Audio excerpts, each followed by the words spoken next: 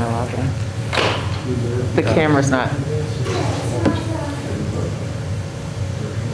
It's not connected. We had the same issue last time, didn't we?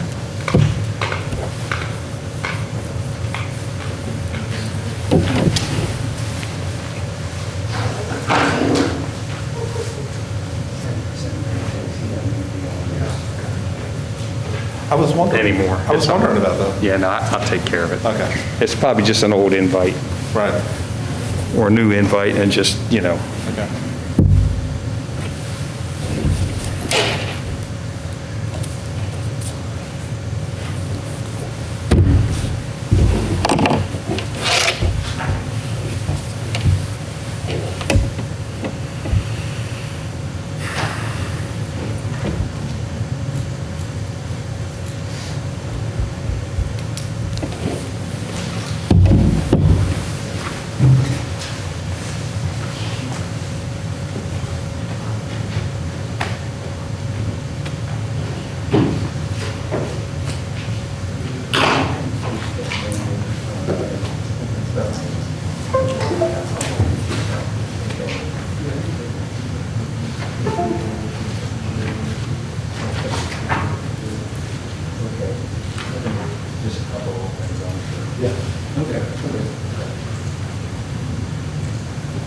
I appreciate that, thank you. Yeah, I'm gonna take care of it. I've just been busy. I'm sure. I'm gonna try to do it this week. It's gonna be what we talked about. Okay, that'd be great, thank you. Oops, sorry. Oh, okay, that makes more sense. Now I understand. I thought it was somebody was Oh, yeah, no. remotely viewing it using your login. Dana, are you recording now? Do you need us to stop Would recording? you mind, if you mind, I'm sorry. No, it's okay. And then we got a copy of it from the vendor. Do you want to mute it as well? You can leave it on video for that. Okay. It's just for the guy.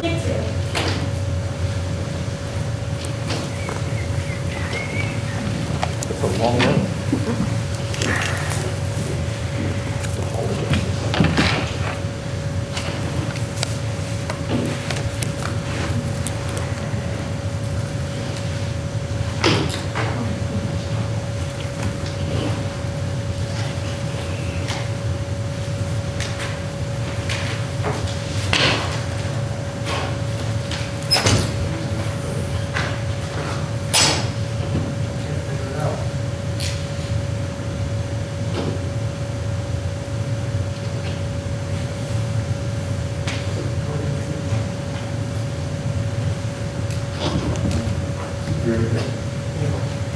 Hey, you were coloring stuff in, I didn't mind. Oh, sorry. Thank you. All right, so let's get negotiations on the road here. So we received the package of proposals that you had emailed over to us since the last one. So I'm going to say they're now formally received. And I had a note here that when we met last, that you all were going to be performing a salary survey. Were you able to do that? Still ongoing, partial. I assume that there's some challenges that you're facing. I went ahead and requested salary surveys from EMS departments, from police departments, and from lifeguard agencies that have full-time lifeguards. Okay. Got a lot of that compiled, and the full-time lifeguards, we're still waiting on that. Okay. It's taking quite a while. And being that they're different, trying to compare, I guess I was told they're used to do police studies. Right. A little bit different with the fire, the EMS, the lifeguard side. So the learning curve, so we're still waiting on the lifeguard stuff to come in. We're about 70% done with all of that. Okay.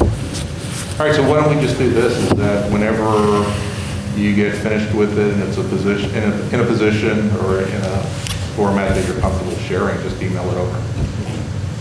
Instead of having to wait until a subsequent bargaining session.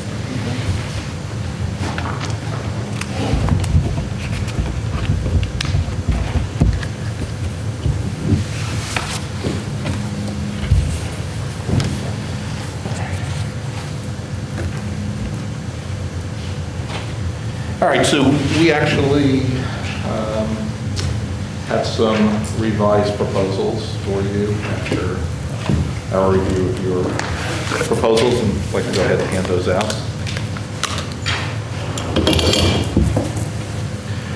And as I try to do anything, well, taking a step back just to refresh everybody's recollection, basically what we did is that we took the old Teamster contract and worked off of that.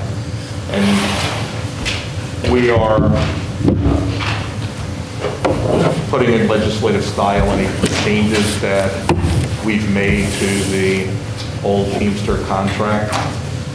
And in what you're being presented, there's some language that is stricken through or underlined that's in red that signifies language from a proposal that we previously gave to you.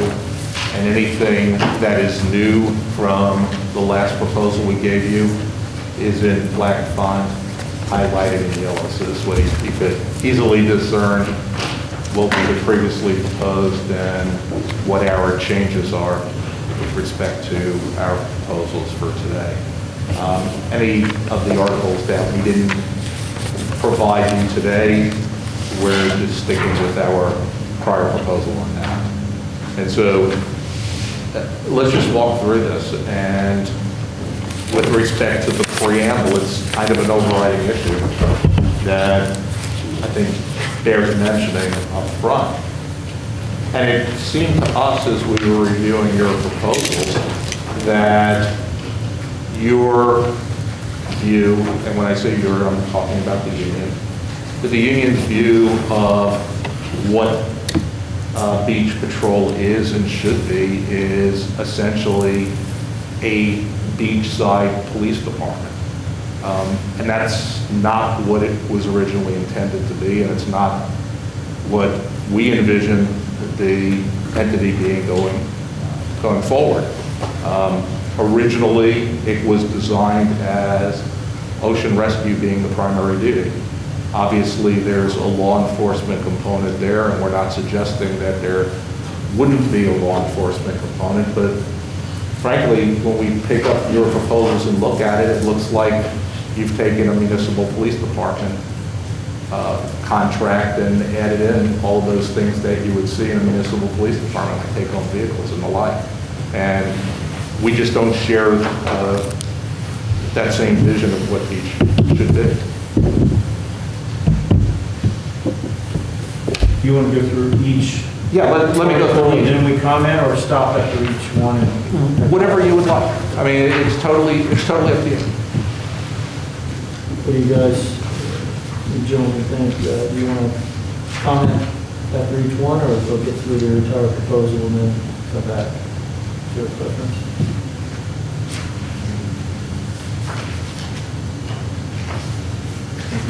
However it works. Okay, comment after each one. Okay. Okay.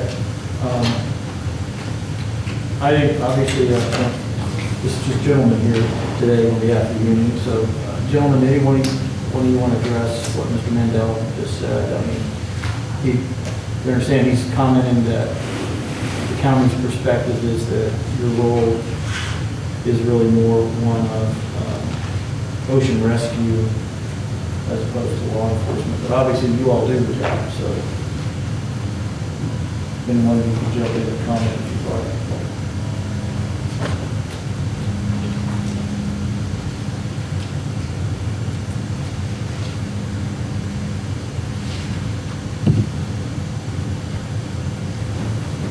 I guess this is the job description.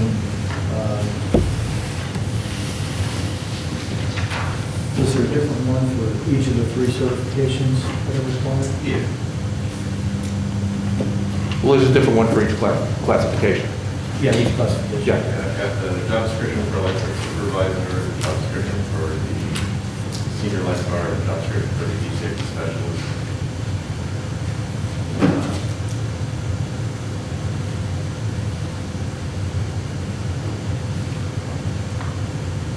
Going over what you said, I've been around for a long time, but at the inception of it, I realized why it was put into play. Sure. And the beach rangers were picking out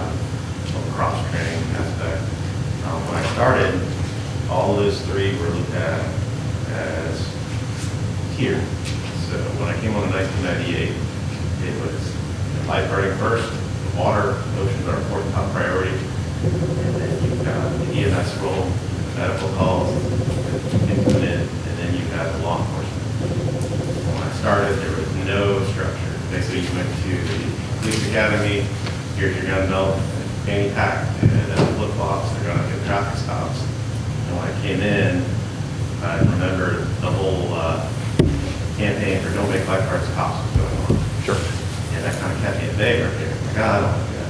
Well, then when I finally worked here and saw it, I was like, oh, this is great. We can do it pretty haphazard, willy-nilly, kind of like the Wild West. And as I worked, I saw a need for structure and direction and guidance. And that's why I went to the field training program. It's like, okay, this is the stuff that wasn't in play. We now have some structure and guidance.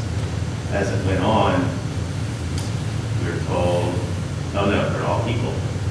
So now it's law enforcement's equal, EMS is equal, the lifeguard is equal.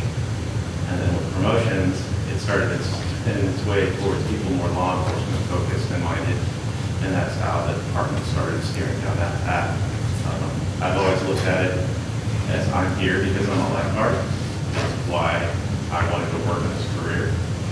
And the more things that I could do to help people, it benefited the beach patrons. The one thing that I hated was driving around as a beach safety specialist, lifeguard EMT, and having somebody look at me, why aren't you pulling that person over? You're doing 18 miles an hour, they just move on to get it. Well, I can't, I'm not a law enforcement officer. So I felt like I was letting that person down. So when I found out with the law enforcement academy, it allowed me to do more to help the public, engage with them, and help them. And when I look at it now, the positions that we have are unique. We wear many hats, we do many jobs, and we do it on a dime. We can go from being the law enforcement officer that takes care of these tasks and jobs to being the medical personnel that shows up on scene, that fixes a broken arm, somebody that needs CPR, working on them, or we're doffing all our gear, going out on the paddleboard to pull somebody out of the ocean, and then going right back out. They're looking for somebody that's speeding and pull them over. And I've done that in my career path. So looking at it, I can see our focus is the ocean and lifeguarding and life saving, but it's a necessity to be under the crowds we have, the groups, to have enforcement capacity to keep all of that crowd control. So I think that just over the years, looking at the direction it's gone, I think that kind of is what more of these contracts that we're putting together is seeing what is being demanded of us and what everybody here is felt they need to do the job. See, and I don't think that there's necessarily, based upon the way that you just described it, I don't think that there's necessarily a disagreement. I mean, we're not Turner, it's not our intent to come in here and say, you don't have a law enforcement function. We don't recognize you as having a law enforcement function. That's not the intent here. And maybe it's just that, our read of your proposals is different than what you were intending it to be. But it seemed to us that the majority of what you were looking for here was basically aimed at turning beach rescue into, like I said before, beachside police department. And if that wasn't the intention, then great. Then we don't have an issue. Well, yeah, I think it's unfair to say that because really we're public safety. Sure. We're a public safety division, so I don't really want to call it. It's unfair to call us municipal rescue because again, we're a public safety division. Well, I agree. I don't disagree with it. In fact, that was the point. Is that I don't think it's fair to go that way. That's not our vision. That's not our vision. And if that's not your vision, then that's good. Well, and if that's not your vision, then that's not what the text requires. Because our primary responsibility is the protection of life. Not just the people in the water, but also the person who is bleeding out on dry land and the person who is getting shot at a little bit of ways away. Those are all our responsibilities equally is protecting the sanctity of life.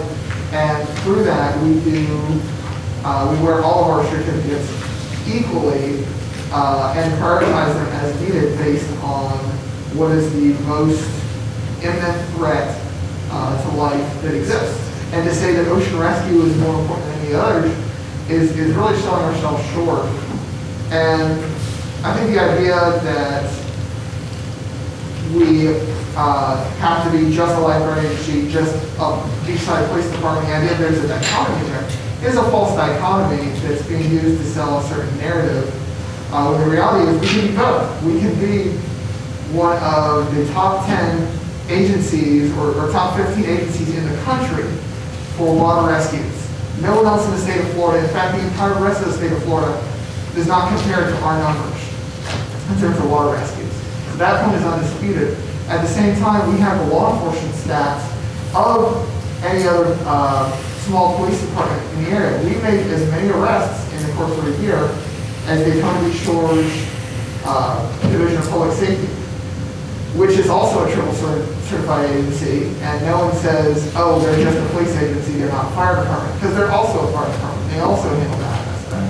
And they don't see a need to put the two at conflict. I mean, just recently our agency received Excelsior status for accreditation, where we've been accredited by the state of Florida as a law enforcement agency for 15 years now, gone through 5 accreditations.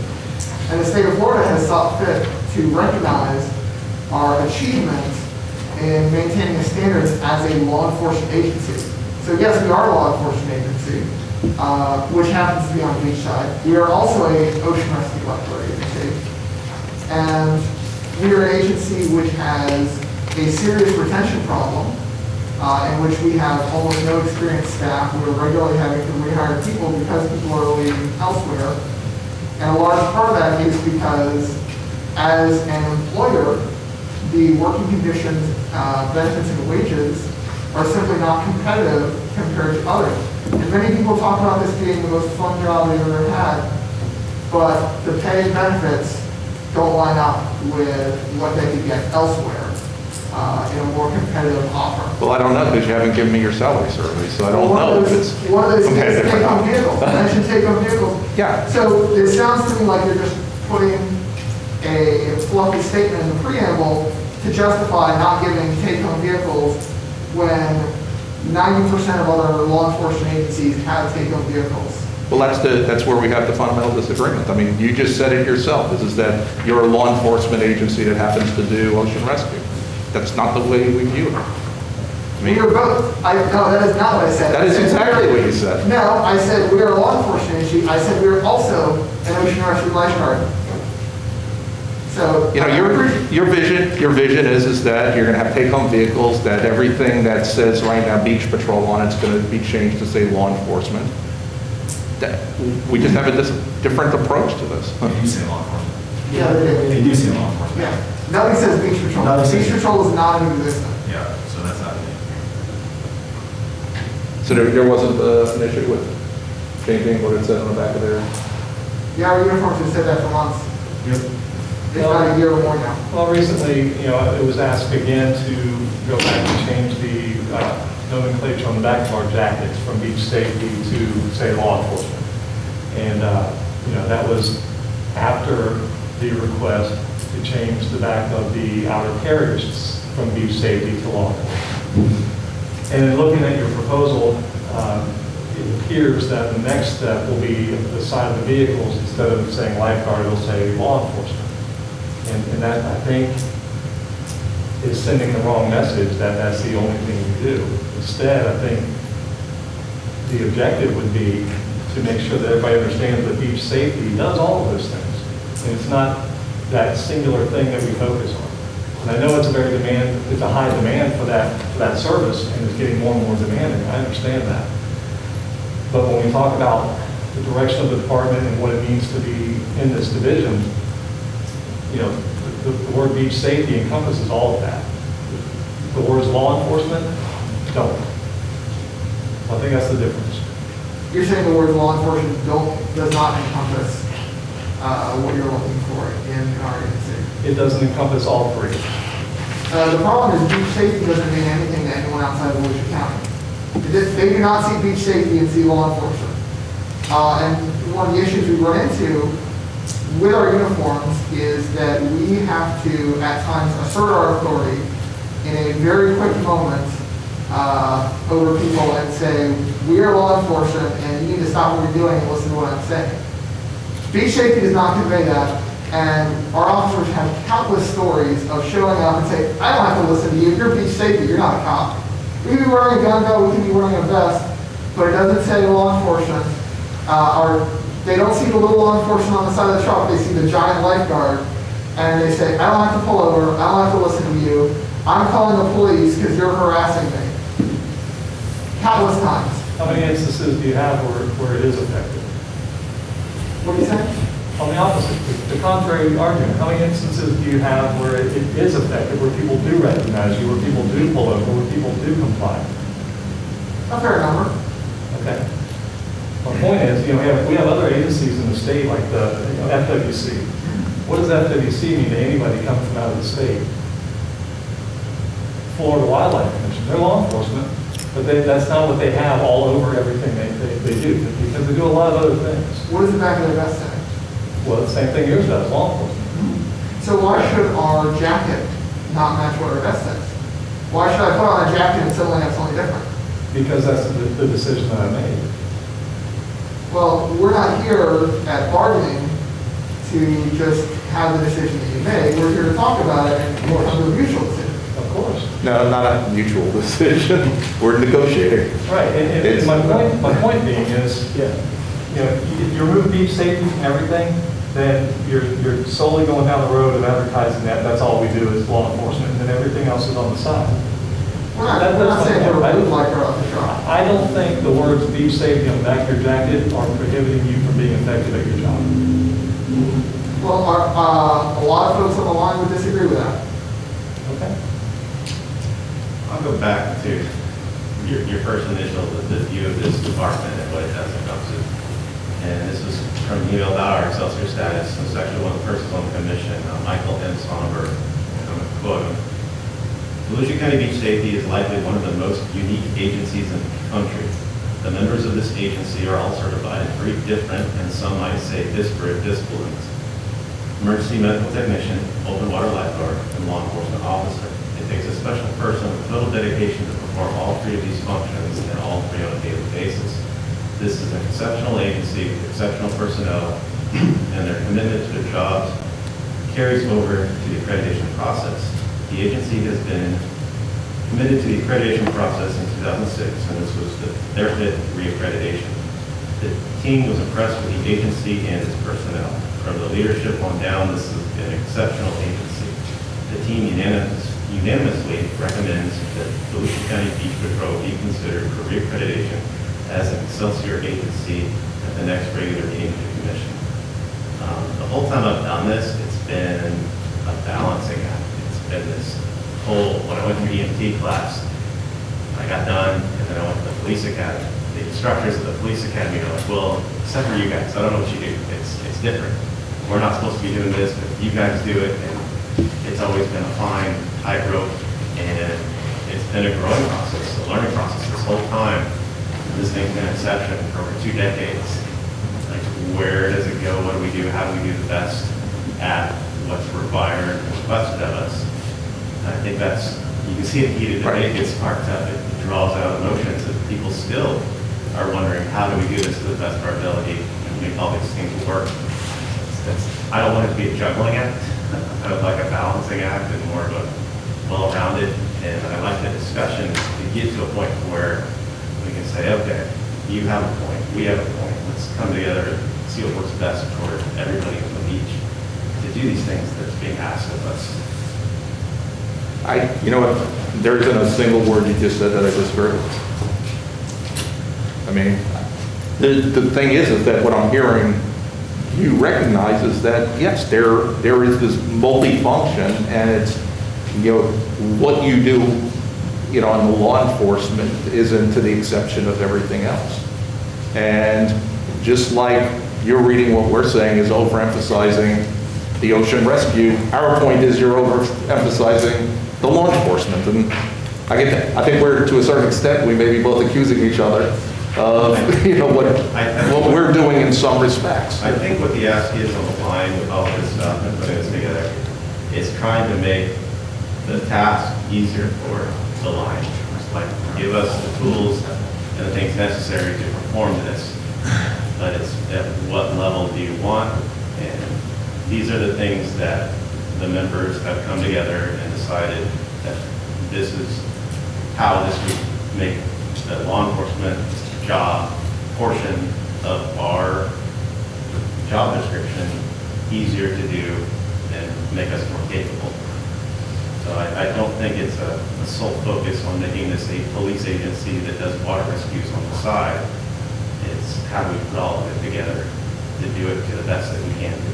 And I would say, Jeff, on the comment you made that in reading our proposal, it comes across as heavy on law enforcement. And Yeah. you said maybe that's just the way you're reading it. You know, remember too that many of these articles came from the Teamsters contract, the prior Teamsters contract.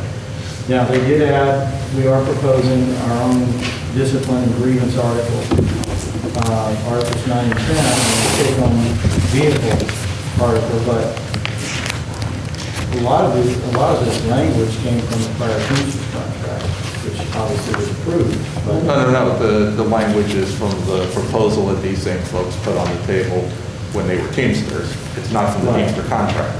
So it's the same people putting forth the proposal. It's just that before they were doing it under the name of Teamsters, and now they're doing it under the name of IUPA. But I'm talking about the agreement for fiscal year 2017 to 2020. A lot of this language that was signed off on by the county on October 19 of 2017, a lot of the same articles are in our current proposal. We did add some more things like agreements and arbitration articles. But, so it's not a wholesale tilt towards a law enforcement heavy contract. And it's not totally dissimilar to the one that was in place when the Teamsters and the county for 3 years. And I beg to differ on that. I think it's significantly different than the prior Teamster contract, the one that was in effect. And I think it's heavily geared towards law enforcement. Okay, I've got the former contract right here, and I would say too that, you know, I know we're gonna get through each one, but the take-home vehicle proposal alone is Daytona Beach Shores, public safety, just raised their starting minimum pay to $23 and the take-home vehicle. Now, that's gonna be a direct competitor to your agency. That's correct. And, which blows well past the wage proposal that's on the table for you all. And again, a take-home vehicle. Now, are they too heavily weighted to law enforcement because they're allowing a take-home vehicle? I don't know. But you gotta compete with your competitors, as the saying goes.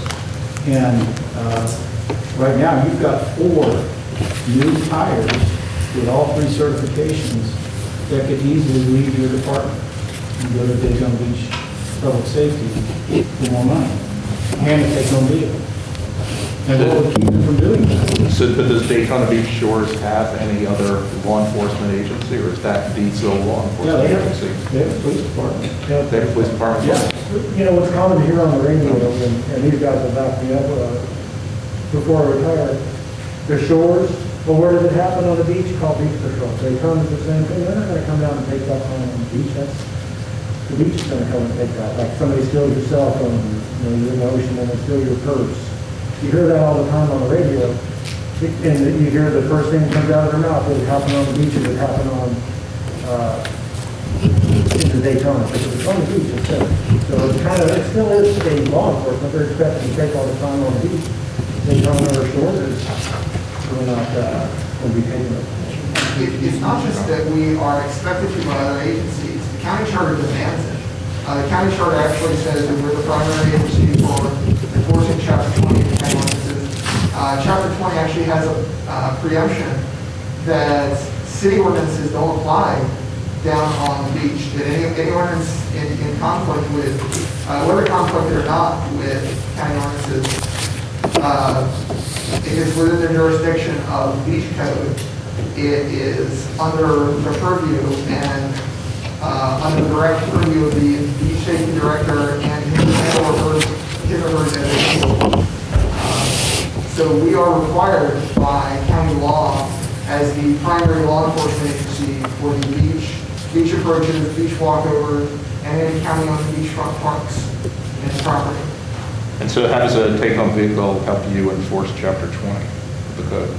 That as a law enforcement agency, that's pretty much the standard for law enforcement agencies to have take-home vehicles. It's also a incentive, it's a hiring incentive, and it's a retention incentive. I know Interim Chief Etheridge, you commented, it seemed like a concern about having law enforcement on the vehicle as opposed to public safety. And look, Greg and I represent law enforcement, I've been doing it for 30 years, and we know this is a tough time in our nation's history for law enforcement in a lot of places. And perhaps that's where that's coming from, is this desire to be sensitive towards the use of the word law enforcement. I will tell you this, what's wrong with, well, number one, law enforcement does have a tough job, and Greg will tell you, all these agencies in Volusia County are down in numbers. Sheriff's Office alone is down 70 deputies. And even though they're throwing cash, trying to hire people with hiring bonuses and hiring incentives, all these agencies are down. And you can imagine, we're in a state that's not even in a defund the police argument. What would be wrong with putting both on? Why can't it be a both and? Law enforcement and beach safety on the vehicle. There's not a concern on my part about having law enforcement. Those words don't concern me. My concern is that it's just a continue moving the finish line, right? What was the impact of putting law enforcement on the back of the powder carriers? Did that improve things? Okay. Did it improve things to the point where it significantly will improve them to put them on the back of the winter jackets that we regularly wear? My point being, this is the kind of minutia that we get caught and bogged down in, and it shouldn't be that way. You know, if we want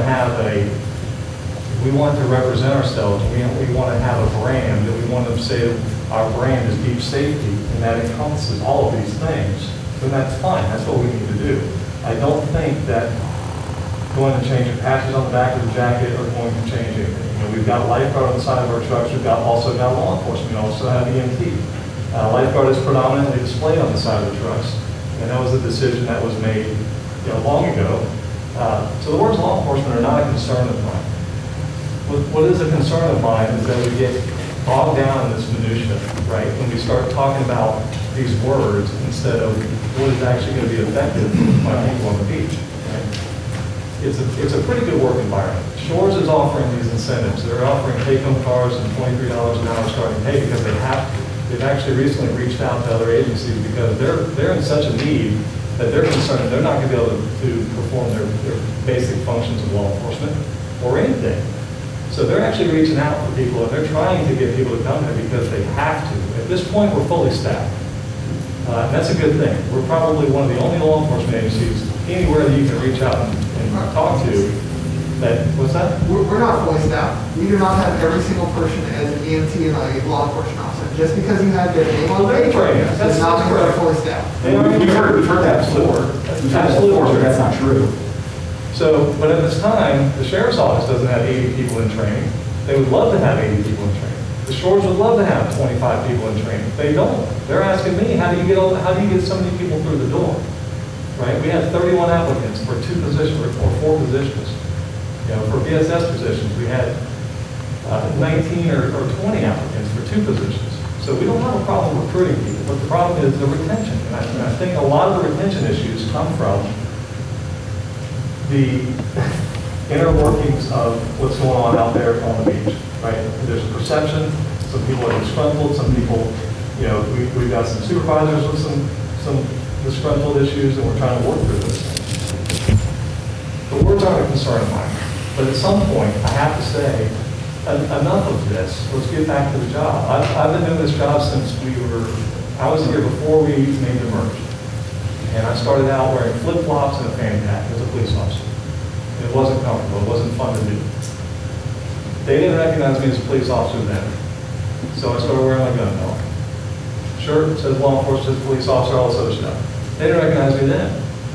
Now we're wearing outer carriers. We're back in boots sometimes when it's cold. We've never looked more like a police officer in our history. And we're still having the problem of they don't recognize us as police officers. That's not going to end. I mean, unless we're in polyester with brass, people are not going to recognize us as traditional police officers. I think we need to move on from that issue and really get to the things that are important. What is going to make your working conditions better? I don't think you have the data to back up that putting law enforcement on a jacket is going to change your work environment that much. That's my point. So let's move on to the next article.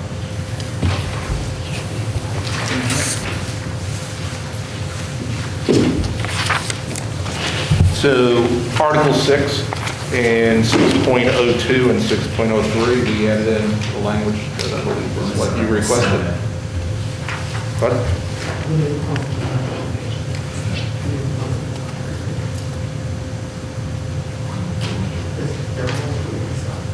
So the highlighted language, underlined language is the new one. Correct. And I believe I took that out of your proposal. I mean, that's what you all asked for.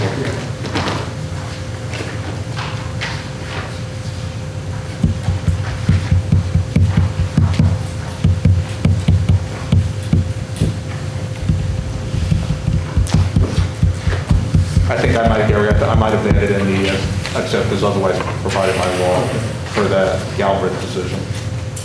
Okay.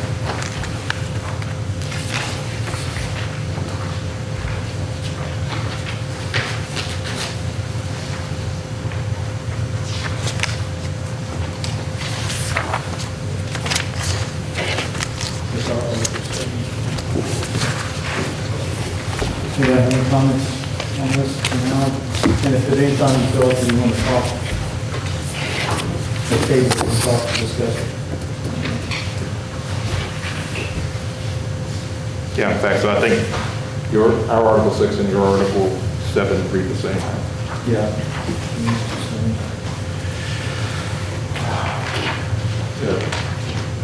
On our Article 7, as I think we all recognize, there was not a grievance and arbitration procedure in the old Teamster contract. And so you all asked to have one, and we've agreed to put one in. Ours is 9.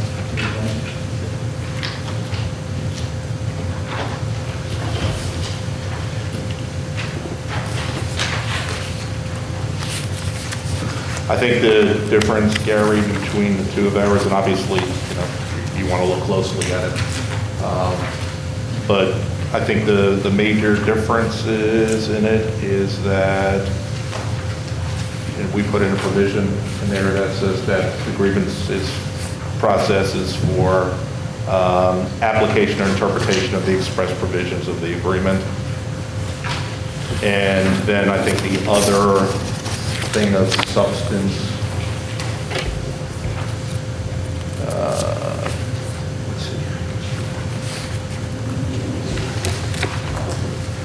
I just put in some language in there with respect to the arbitrator, getting the list from the FMCS, getting a panel of 7 names, going through the process. I think the only other thing of substance of real substance is that, where our position is that when it comes to discipline, that the discipline still go through the merit rules and the county personnel board. And I have those here, but I believe, correct me if I'm wrong, in summary, I think the county merit rules, they provide a board hearing, but the board can only make a recommendation, is that correct? Right, and the county manager still makes the final decision.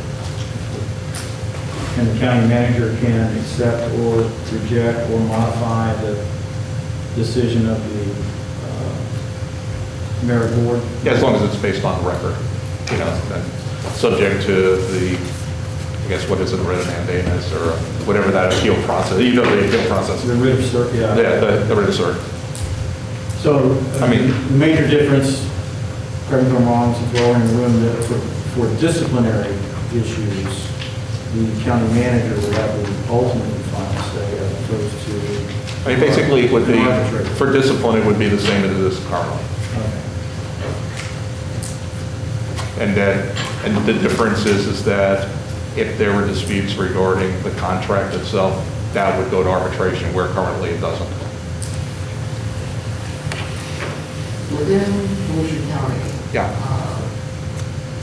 I recognize that the sheriff's office has recently separated from County of Volusia as a separate Correct. entity. But on their previous contracts with the county, they had arbitration. Their arbitration contract mirrors that of fire services. No, it doesn't.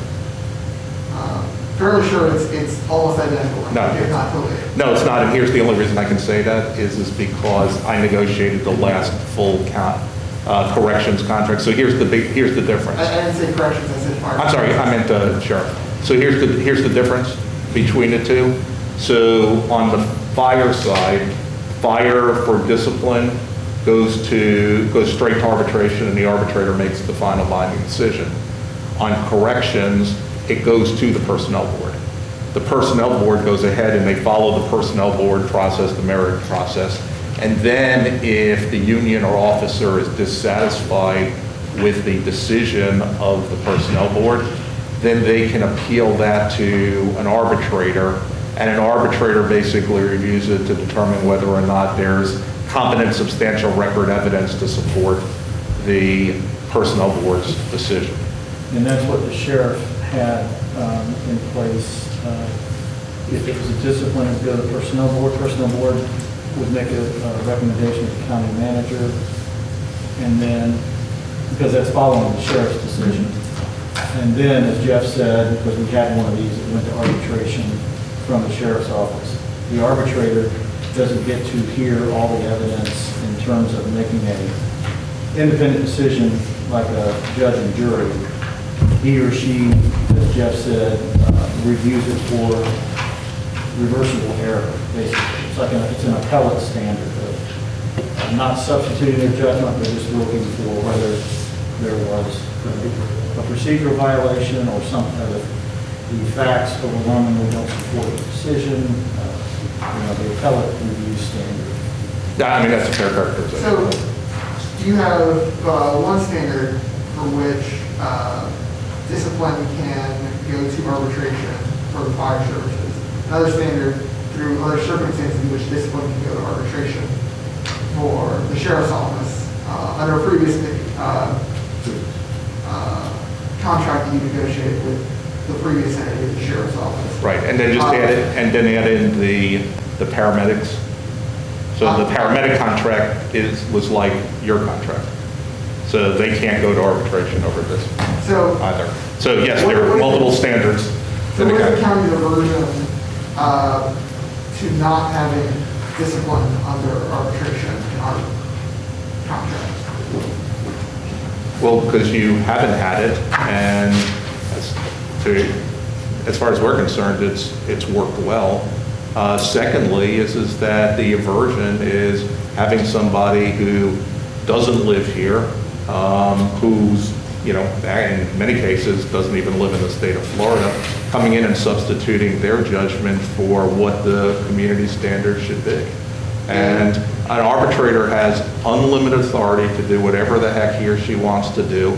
We can have a provision in our collective bargaining agreement or in our policy saying, for example, and I'm not saying that this is the actual thing, for example, we can have a provision in the contract that says that if you test positive for an illegal substance, you test positive for cocaine while on duty, you're terminated, period, end of story. An arbitrator, can turn around and say, well, I don't agree with that, and reinstate somebody. And we pretty much have no ability to appeal that. And so the arbitrator comes in and reinstate somebody that's not in the best interest of the public or you all. Because at the end of the day, you have an interest in making sure that the people that you're working with aren't posing a danger to you as well. And, you know, and we're stuck with that person. And I know what Gary and I know what Greg would say is that, you know, we do a good job screening our cases, and, you know, we don't intentionally take bad cases to arbitration. But at the end of the day, the union has a duty of fair representation, and their ability to say we're not going to take a case forward on behalf of somebody is constrained by that. And I get that, and I don't blame the unions whatsoever for that. And it puts them in a difficult position, and it puts us in a difficult position. You know, the thing is that I think over the years, you know, the personnel board has done a pretty good job of making these decisions, and they haven't. Look, arbitrators make bad decisions, county managers make bad decisions, county administrators, city managers make bad decisions at times. You know, personnel boards make bad decisions. You can always find a bad decision floating out there, but I think on the whole, the personnel board has done a pretty good job here in the county. And so we really don't see the overriding need to make the change. I would just respond and say, I've had arbitrations with Jeff. He's an excellent attorney, excellent advocate. My law firm does both sides and of employment law, and I would tell you that from doing many arbitrations myself over the years and representing law enforcement, I take a different approach. One, arbitrators are unbiased neutrals. Jeff noted that, yeah, you may get an arbitrator from out of state. You know what? We haven't signed anything yet. We could agree to make the arbitrator be someone with either law enforcement or EMT or a public safety experience. And when you get these list of arbitrators, by the way, they have their bios with them. So, and it's usually a strike process. This FMCS process that he has here, as you get a list of 7 or 9 arbitrators. Jeff pre-ranks his by himself. I do it, and then we get on the phone. We pre-rank them without sharing our list, and we alternate strike, and whoever's left is your arbitrator. It's not perfect science, but it's been working for many, many years. I will tell you that I would much put more faith in an arbitrator, an unbiased neutral, who has no stake in the outcome, than a personnel board of citizens. I sat in this very room where Jeff was the advisor to the personnel board for a captain in the Volusia County Sheriff's Office, and we had 5 people sitting in those same seats right over there that were all citizens that didn't know the first thing about law enforcement. And they were going to pass judgment on Graham versus Connor, split-second decisions, and I got to tell you, that's not a good process. Would you want people sitting in judgment of you, of a personnel board made up of county citizens that may not know the first damn thing about what you do? I would strongly suggest to you no. And the proof is in the pudding. I mean, again, you can structure the selection of an arbitrator to where you can effectively knock down all the straw man arguments that Jeff has made about, oh, you're going to get somebody from out of state. You're going to get, well, okay, let's agree in writing that we'll get an arbitrator within the state. We put this in another contract recently, and you can't use an arbitrator more than once. Because I had one, somebody Jeff knows, say, well, that's not fair because arbitrators try to split the baby and they're going to look at, well, I had them before, so if I get retained again, I went once for the county, I got to now go for the union. Well, there's a way around that too. You can agree to not use the same arbitrator.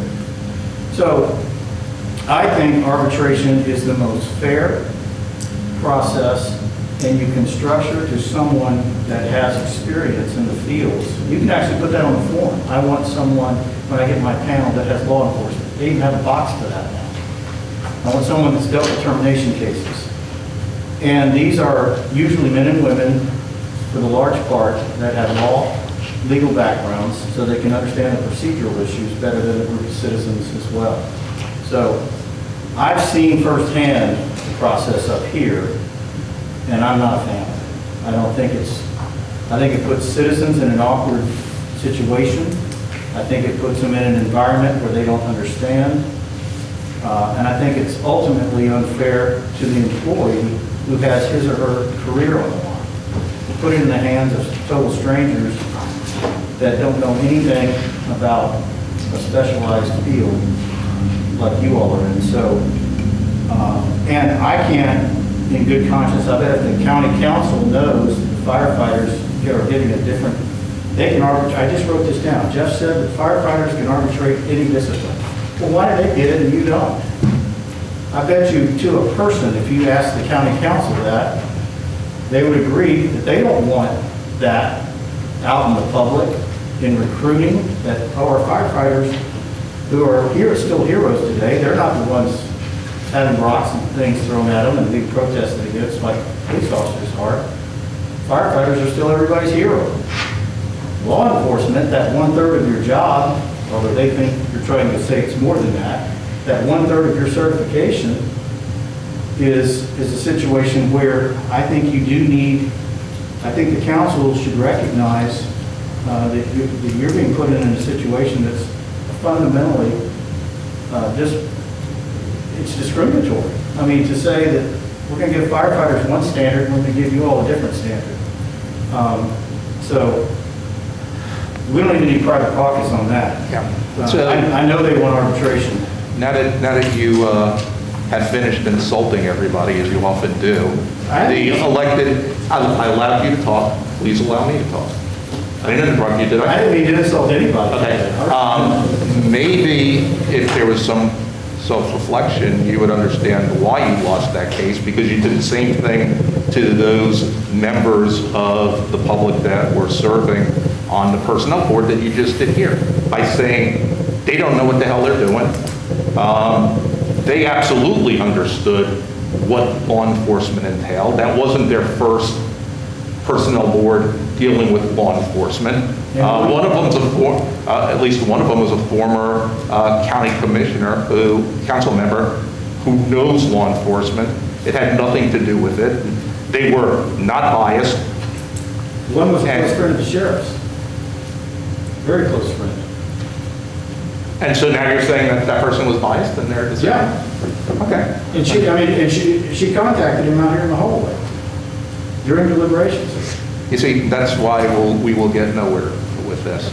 And I notice you're not denying it either, because that's in fact what happened. Because it's so ridiculous, Gary. No, it's I mean, not, Jeff. look, here's the thing, is that I suggest Hey, they that... want arbitration. I We don't. suggest that when we go in front of the elected officials on this issue, which apparently we will be doing at some point in time, is to say you can get up there and you can publicly accuse the former elected official of, being biased against you and your client. Have at it. No, what I'm going to do is point out that you negotiated a contract that apparently they were okay with for the firefighters. I didn't negotiate a contract with the Well, firefighters. you just told us, unless you misled us, that the firefighters can arbitrate anything. Sure. And Okay, so why can't they? All we're saying is give them the same thing. I will give you the same thing that you've had. We'll give you the same thing that the paramedics have. Why is it okay that the paramedics can't go to arbitration over discipline?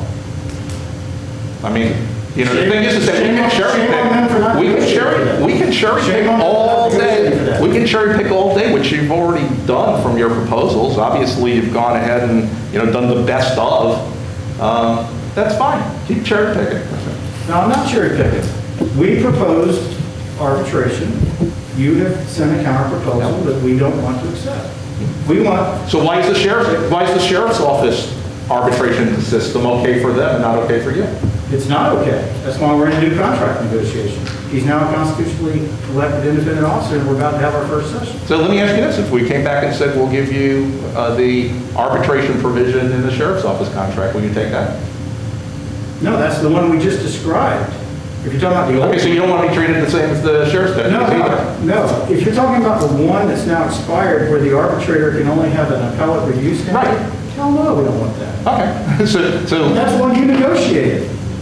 I negotiated, it was the existing language. And that's the only one in all my years I've ever seen, and I'll tell you guys this, where I've ever seen an arbitrator limited to only the appellate review standard, and Jeff himself told me that that was a unique clause. You've only negotiated 5 contracts in your life. What are you talking about? Jeff, have you ever gotten that in any other contract? Yes. Yeah, it was Dave Cornwright's old language, and it had a number of contracts. Where out there there. in Volusia County, of any law enforcement or public safety, do they have an arbitrator limited to only the appellate review standard? I don't know, honestly. I can answer it for you. Honestly, I don't know because I don't represent everybody in Well, Volusia County. it's zero. Nobody else in Volusia County, we have 8 other agencies, have what he has described that he would want you to suggest considering, and that is this appellate review standard for an arbitrator. Well, that's fine, we can just leave it status quo, I'm happy with that. All right, let's move on to the next one.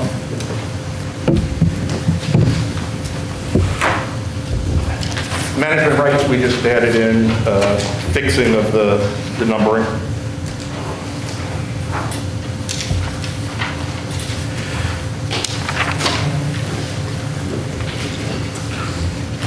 Hours of work and overtime in 10.04. We added in some language regarding 12-hour shifts, which you had asked for.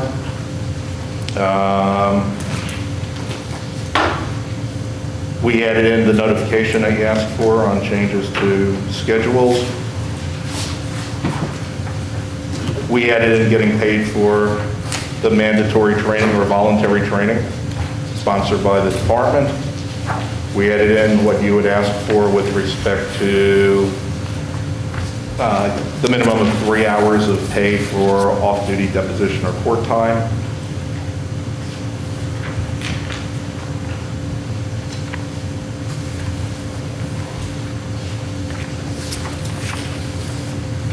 Do you have any questions or comments regarding that?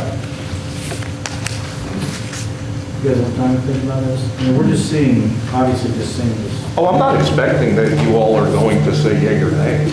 I assume you're going to take it back and take a look at it.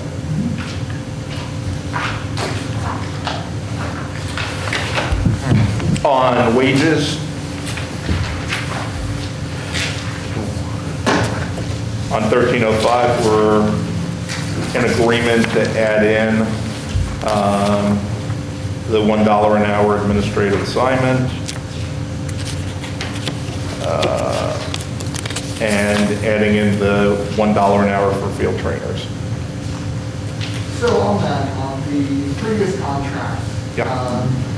it wasn't explicitly in the contract, but it was discussed in bargaining, and it was originally implemented as a policy change. Right. Under the previous contract, but it was discussed in this room, and that was when the 5% was switched over to $1 an hour. And I understand from a budgetary perspective, the county would prefer to put dollar amounts because it makes your process easier. You know that if you're hiring an FPO, it would cost $1. If not one guy, it costs a different amount. That makes sense. The issue we see is that was negotiated 3 years ago, over 3 years ago, and agreed on over 3 years ago. And since then, the dollar isn't worth what it is 3 to 4 years ago. So we would like to see an increase in that because the work of being a field trainer is just as difficult. But that dollar doesn't go as far, doesn't buy as much gas or put as much groceries on the table as it used to. So I think our proposal said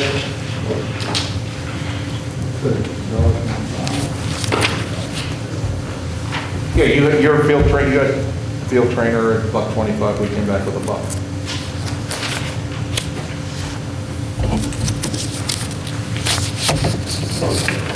So is the county gonna leave that at $1 in penalty? In 20 years from now, we're all making $100 an hour, the field trainer's just gonna get $1 an hour more?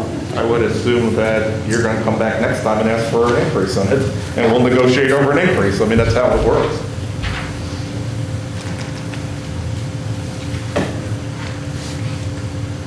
I also noticed that, so there are, it's currently in policy, not in the old contract, but there are currently salary incentives for the dive team, clandestine molester. Clandestine molester, team, thank you, and SWAT team, in which they get, I want to say it's $2 an hour for their time on task, just when they're part of that team, not all the time. That is something we had in policy. We wanted to put that over the contract with an increase. And I noticed that that's not in your proposal. Is there a particular reason?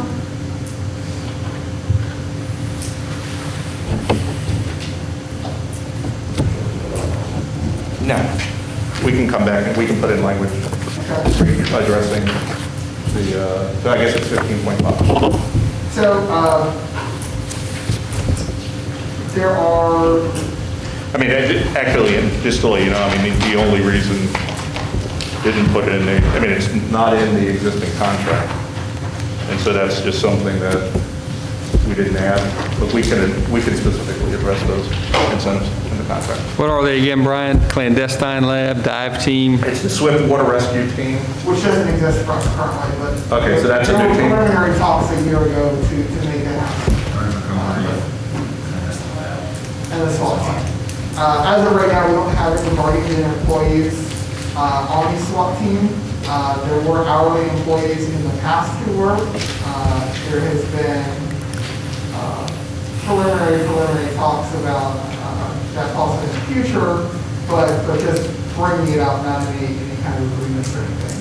So we would still want those things in the contract in preparation if that were to happen again.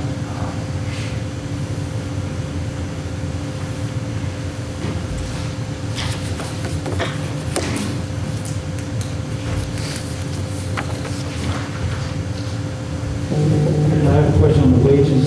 So is, for senior lifeguard, we paid 19.99.94.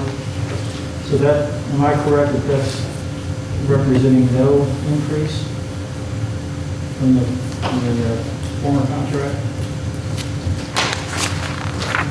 Yeah, that is our current, these are our currently from the previous fiscal year, so the minimum has not increased. Okay, so it will be 3% added to the base, but what does that do? What would the new starting pay be? 3%, 19.99? So basically, we just put the existing ones in here because we were waiting to see what you were coming back with as far as the salary survey. Okay.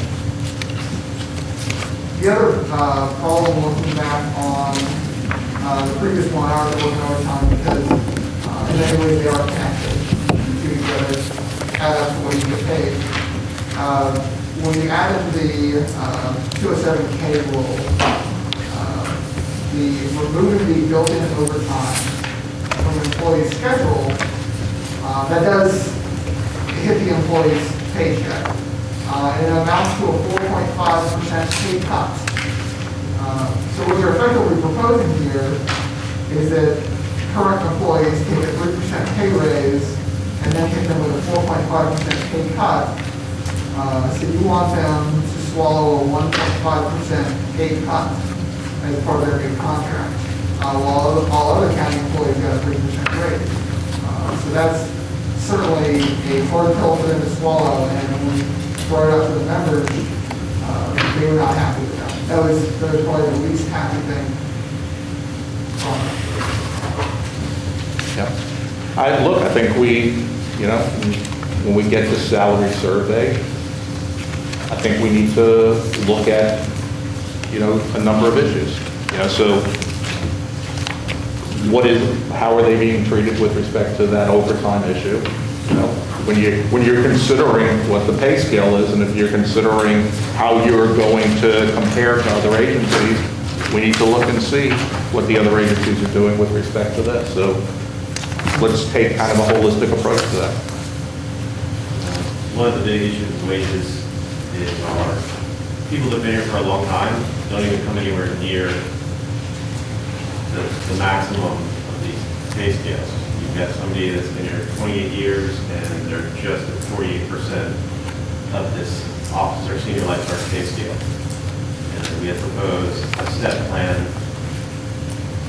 with numbers and factors to implement. And for me, that is a huge retention tool. That's a lot of the guys that I've spoke with are waiting on work from that.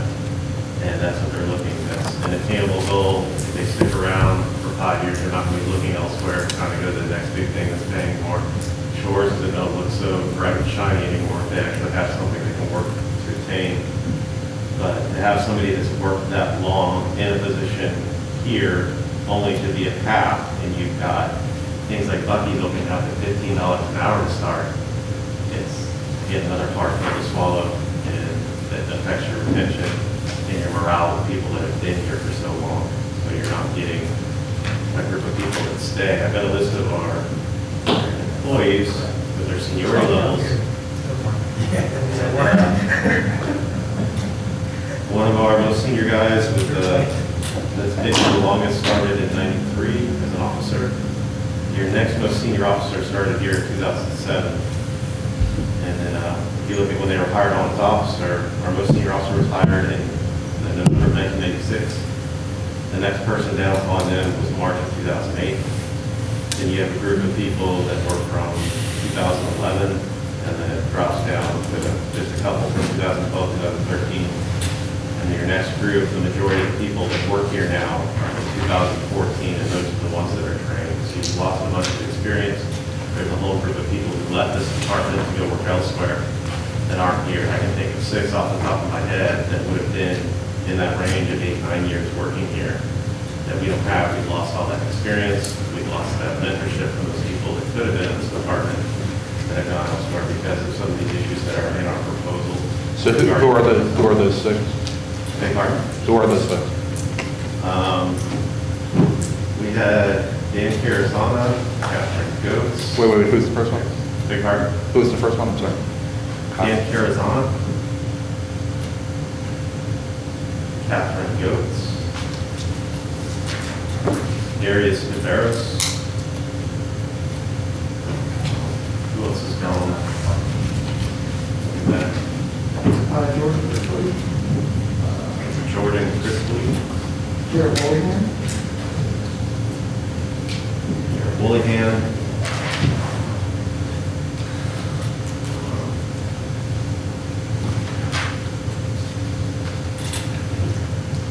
Laura Diedish. She wasn't an officer for us. Just real quick on that list, man, you have the years of hire for the sergeants and captains. I have the sergeants. Do any of those dates fall in that date range that you are finding that gap? Because I believe that a lot of the gap is now our senior leadership, our sergeants, our supervisors, our captains. And, you know, just may explain some of that. Obviously, we did have some people leave, so. I'm not negating that. I'm trying to admit that Exactly, I just want to point that out. But you're also saying that our senior leadership is folks with under 10 years of experience. You know, those are positions that should be filled with guys who are 10 plus, some even 20 plus years of experience, and we've got hardly anyone here who's been here more than 10 years. Well, I think Ben's been here a lot longer than that. Actually, when I added up our years of experience on our last supervisor meeting, between the admin staff and the sergeants, it was over 300 years of experience. Well, that's a meaningless number because you've all been here for the same years. Of course. You know, none of you were a sergeant in the 90s, for example.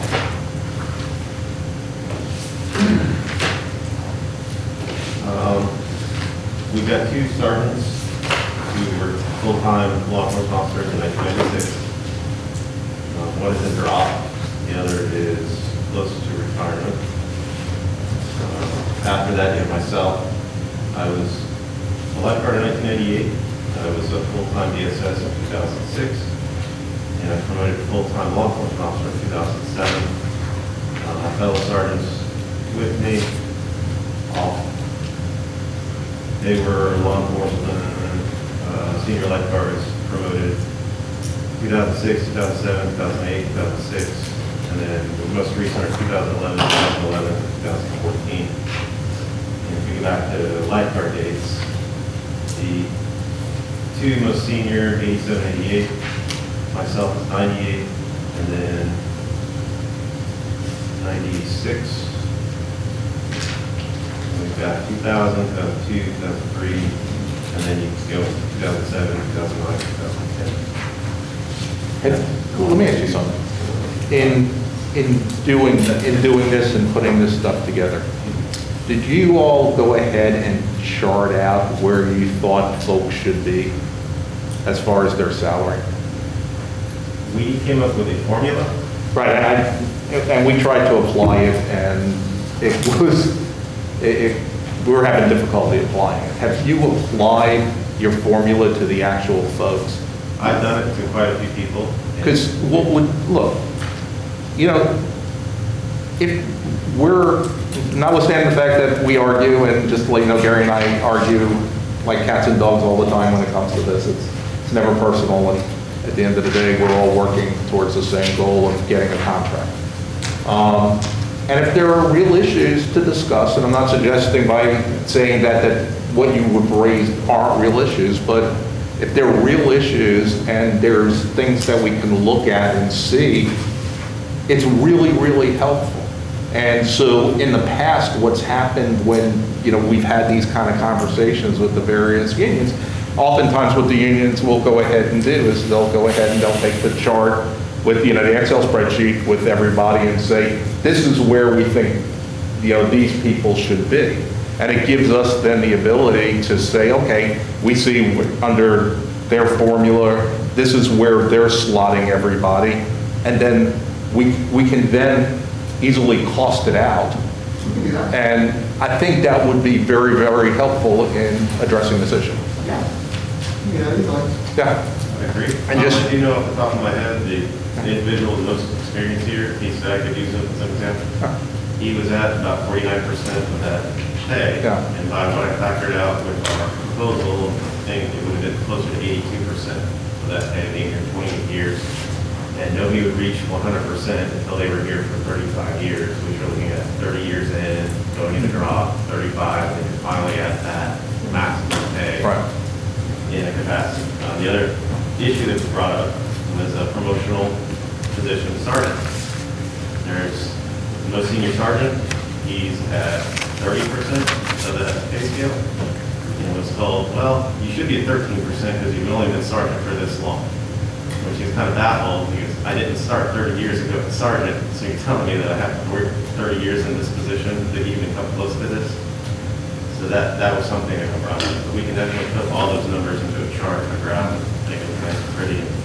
Well, the promotional positions always pose somewhat of a challenge because what is the right way to do it depends upon, you know, from your perspective from the standpoint is that, you know, so if somebody's on a fast track and they promote to sergeant pretty quickly, and then they've been a sergeant for 5 years, and then you have somebody that has spent a lot of years in the lower level position and then gets promoted, you know, is it right that they then get promoted to a pay that's above the person that's been doing it for 5 years?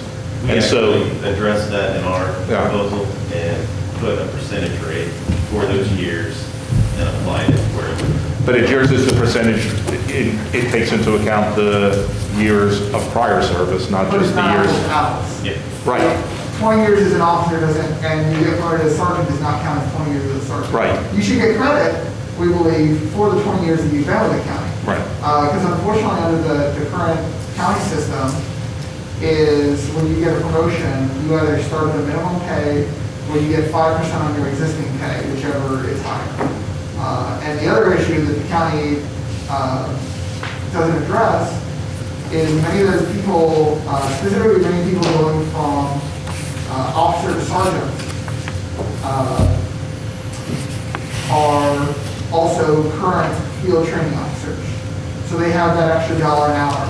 And the county says, well, the 5% is based on your base wage, not the $1 an hour. So they lose that. So they are essentially told, hey, you can take a promotion to be a sergeant at just about your pay. For the folks who are just starting out, you know, recently we hired some newer officers, Jesse Dyer, Steve Canfield, Art Gendro. I say newer, they've been here for five-ish years as officers, 5 to 8 years. So in terms of a total career, they are newer in the position. For them, the pay increase to sergeant, just to go up to the minimum, is like 14 to 15%. Sometimes much more than that. So why is it that someone who's new should get a much more significant pay increase to go from officer to sergeant than to someone who's been here a while and gets at best 5%, at worst break even? Oh, no, they get the minimum. They get the minimum of the starting sergeant. That's what happened every time. Are they losing because of the incentive pay? Is that what you're saying? Well, not just because of the incentive pay, but because they've been around long enough that they do get some compression increases. Some of them have actually been around long enough. Well, one has been around long enough to be here for the old merit raises. And so the pay difference then to go up to the minimum for sergeant is not as much of an incentive as it is from someone who's making much less. So, one of the things we want to look at is the incentive to go up to sergeant should be roughly equally incentivizing to all folks. We should be saying this is what you're worth, and this is how much more you'd be worth as a sergeant. That should be the same. And certainly an officer of 10 years becoming sergeant is worth more to the county than an officer of 5 years becoming a sergeant, because he's coming in with twice as much experience that he can apply to his new position. Except that there comes a point in time that those additional years aren't as valuable. From the standpoint is that, yes, there may be a big difference between a 5 and 10 year person, but is there as much a difference between a 10 and 12? You get into some of those issues. The other thing is that, the only concern in the way that you're talking about that is that, then you're encouraging people that, are getting promoted only so that they can, increase their final years of service for purposes of their FRS payments. And we don't want to do that either. So there is some value to encouraging people to promote as soon as they're able to, or as soon as they have the experience necessary. But look, some of the things that you're raising are things that come up in these systems, and these are conversations that are worth having. And our proposal did address your concern. That's why we don't treat all years as apples and apples. Your best financial decision is to take promotions as soon as you're eligible, because you get full credit for the years in that rank. Ours only gave half credit for previous ranks. So your 30 years as an officer, then you get promoted to a sergeant, only going to count, would only count as 15 years as a sergeant. Yeah, but under your proposal, though, can you end up having a situation where somebody gets promoted into sergeant and is going to be making more than a 5-year sergeant because the 5-year sergeant fast-tracked through the lower rank? Potentially, but at the same time, you have to recognize some of the experience that person is bringing in, as well as their contribution to the county. But they're not. But how do you turn around and say to somebody that's been a sergeant for 5 years that this new person who hasn't served as a sergeant at all should be making more? I mean, and those are the kind of things that you get into when you're looking at this. Put in your time. And at the same time, that 5-year sergeant is going to look a lot better for a captain's promotion than the brand new sergeant. So he has a leg up in other things. That 5-year sergeant is presumably a lot younger in his career, so he's got more time to catch up, and when they both retire, he's going to be the one better off. He's going to be the one with a bigger pension. So it's not necessarily about the same snapshot, and I don't think it's ever fair to compare yourself to other people unless you were at the exact same point. If you got hired day one, the same time as someone, and plan on retiring the same day, then it's a fair comparison. But, I can't compare myself to someone else who's further along in their career and is going to retire sooner. Certainly they should be making more because they're going to retire and they're going to need that.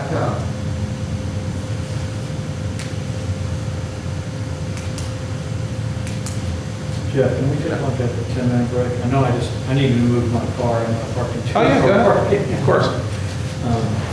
Just a moment. Yeah.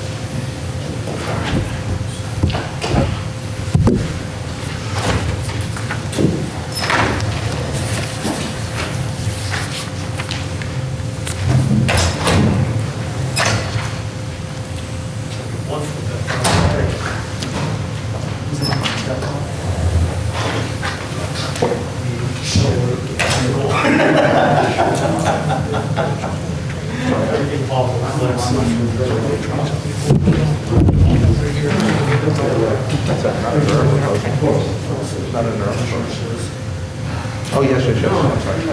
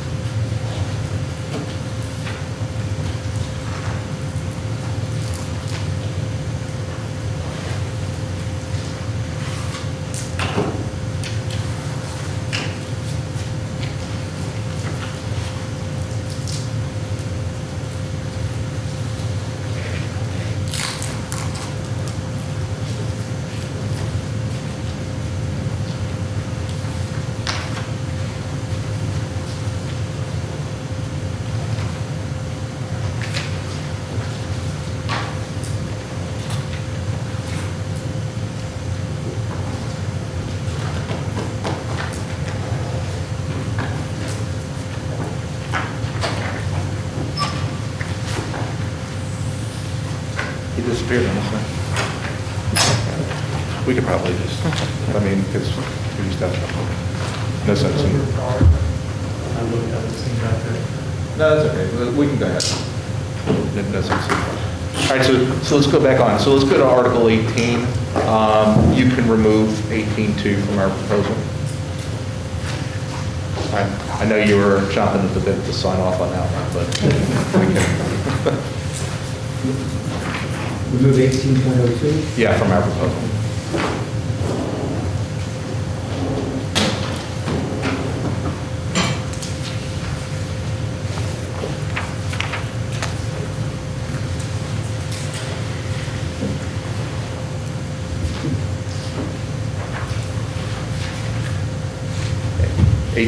So really then, it's 18.3 and 18.04. We just want the flexibility to be able to determine what the ballistic vests will be that are issued and the body worn cameras.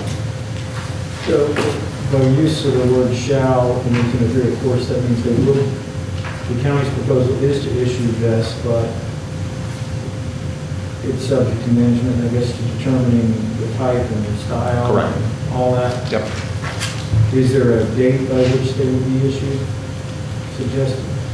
No, I mean, they're currently. They already have. They currently have. Now, the main changes here in the previous agreement, under an MOA attached to the contract, the county agrees to provide an external style ballistic vest. And this is basically saying that they don't want to be held to that agreement anymore and wants to choose what style of vest they see fit. And of course, our proposal is to say we want to keep the external style. We believe they're beneficial for the employees. We believe they're beneficial for our operations. I mean, we've seen a huge improvement in an employee's ability to remove their equipment in order to go on a water rescue by having that external vest. They've gotten great reviews in terms of employee friendliness, in terms of comfort and ease of use. So we think it is in both the employees and the county's best interest to keep the external style. And we would, of course, like to see that maintained in an agreement. And not necessarily suggesting that there is any intent to turn around tomorrow and change everything, but as a practical matter, things change, styles change. You know, what you have today might not be available 3 or 4 years down the road, and we may change style, or something better may come out, and we just want the flexibility to be able to go ahead and make that change. And I wholeheartedly agree with that something better comes out, and the beauty of our past process is we agreed to have these, and management and the union sat down and looked at different models, and we voted on it, and we talked to the employees, and people tried them on, and we tested a few. So we actually worked together to find out what the best one out there was. So to move forward, we wholeheartedly agree that there should be flexibility in finding the best thing out there, but we want to be part of that process because it worked very well for us, for the agency last time, and we think that management simply unilaterally deciding in the future would not be the best course. Well, keep in mind is that you all you proposed first to make the change to the contract to specifically address vests and to lock into the contract a certain type of vest. We weren't the ones that came out of the gate saying, hey, we wanted to lock something in here. And it wasn't our intent to come in and change what you all were doing. I have no issue whatsoever to leave things the way they've been, not specifically address this in the contract, and you all do what you normally do when it comes time to look at vests. But previously, we had an MOA that addressed it. An MOA that we ratified on the same day as the contract that did address it and did come to that agreement. And so we figure just move that into the contract as well. They were signed on the same day. But what you're basically proposing is to say the MOA was more or less the same as the contract 30 years ago, still holds the same weight, signed by both parties, agreed by both parties, and you're saying, no, we don't want to do that anymore. Correct. Yeah, I don't want to lock into the contract a specific type of vest. Because if it's locked into the contract, it can't be changed, period, end of story. It's not an issue of even discussing it with you all. It can't be changed. Yeah, we understand it's a subject of Yeah. bargaining. I'm not sure the union would agree to this language, but I'm just throwing out for management's consideration here, and if you can't answer on the spot, that's fine. Even if you added on 1803, county's 1803, as determined by management and the union, is that something management would consider? Well, I guess the issue becomes one of whether the union then has a veto. Maybe I'm speaking out of turn, but I don't think there's an intention here to cut you all out of the process.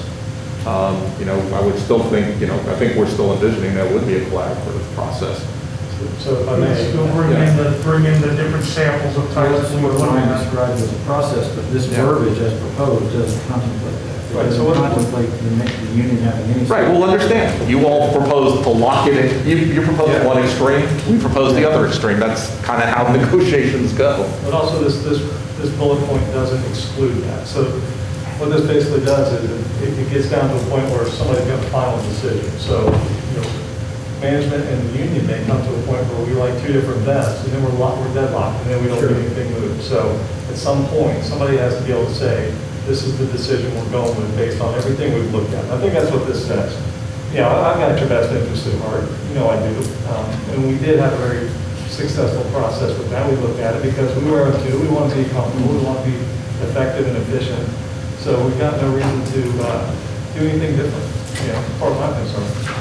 But at some point, there's got to be somebody that can make the final decision. If you come up and say, I want that particular vest, and it's cost prohibitive, I have to be able to say, I got to find one that's somewhere in the middle, somewhere that it fits the needs, but still within our budget constraints. So there has to be some, management approval rights there. I think that's what this says. The old MOU, we negotiated for and got those external vests as this is our equipment. Whereas under the new agreement, you've got my best interest at heart, but someone from the land, a higher up, or a county council person comes down the beach and says, I don't like the way that guy looks. And tomorrow, they take it all away and say, no, you gotta wear it under your shirt, or we're gonna give you something and it's gonna be under your shirt. And it's only gonna be a class 2. It's only gonna be something that can stop a 22 caliber rifle, bullet, not a full magnum round like our current ones can stop. So, we would like a guarantee of those best interests in writing. And that's part of what our contract is to say. This doesn't say that you have to buy the Safari Land V1 vest in CAM with these options. It's to say these are the basic specs. Class 3A, which is industry standard for police. It's the highest grade of soft armor, capable of stopping just about any handgun round. Our previous vests were not. Our previous vests were class 2. They could not stop magnum rounds. So if someone comes out here with a cowboy revolver, as many people as have those, they would go right through a roll vest. Saying there's external carry. So we negotiated for last time, we want the same thing that we got 3 years ago. Well, that's what we just said about grievance and arbitration. And we still have that going, so it sounds to me like the two things that you're most concerned about with the vest is having class 3A or higher. Obviously, they get rid of class 3A and now it's class 4, and external carry. Let's look at it.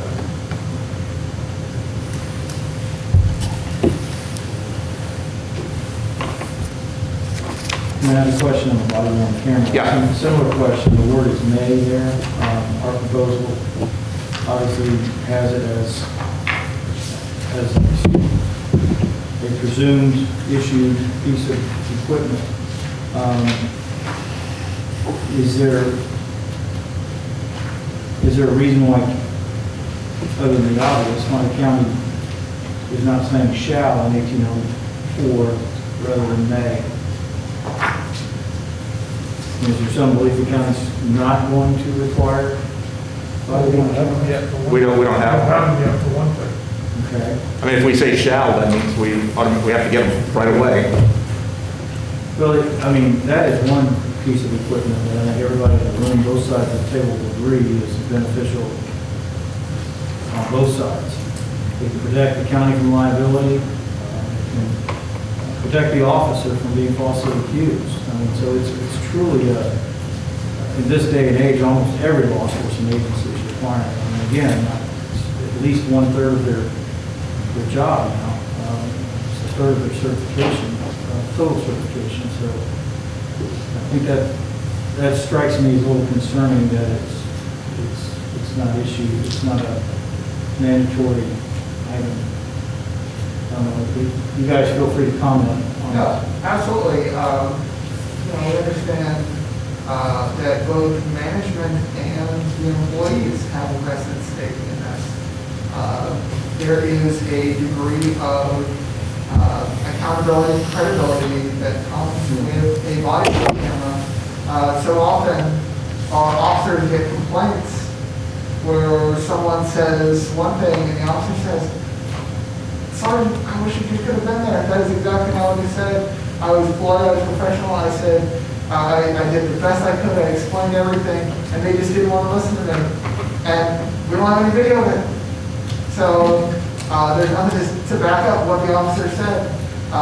So often we go into court and we say, yeah, I saw the guy. He did a whole bunch of donuts. And the defense attorney says, well, do you have it on video? Do you have a body camera? Do you have a dash camera? You said this guy did all these things. Where's the video? So, and we're the only agency in that court that doesn't have body cameras. Pretty much every other law enforcement agency in the county has them. They're the gold standard in the 21st century of law enforcement. And we understand, the county doesn't have them right now. I know the county has been looking at getting them for some time now. My understanding is that they are on the current year's budget to purchase them. I don't know where the county's at. I'll comment, Gary. We're in the procurement process now to buy body-worn cameras for this unit and the corrections unit. It's working its way through. It's in IT now. There's things that are just being reviewed. There's a lot of contract language with who we're buying it from. So, so I think probably, as Jeff says, right, we probably have May in here now, right? We need to get through all of that first, but I think as we work our way through this contract negotiation, all that's going to fall into place. Okay.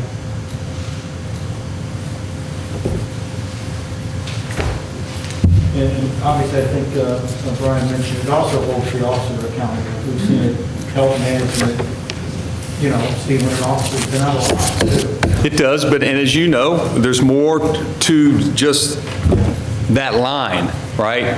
There's a policy, there's a lot of things that certainly come with body-worn cameras. Right.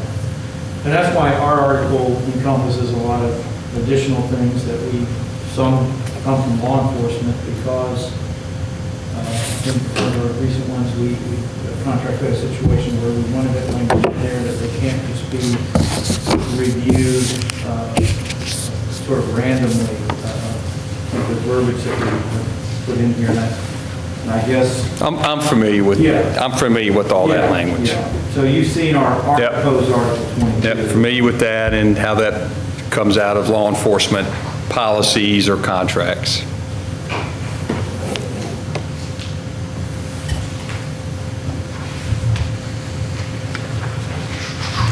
All right, in Article 20.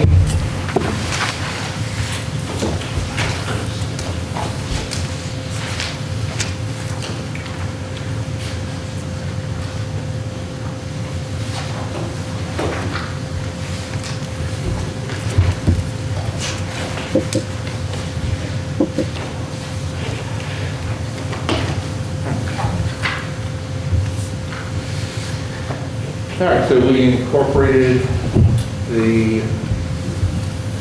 discipline under the merit rules, division policies and practices as you did in your proposal.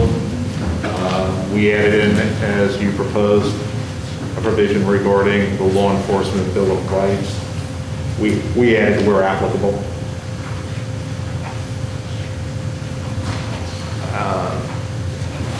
We specifically addressed the use of the EPMs.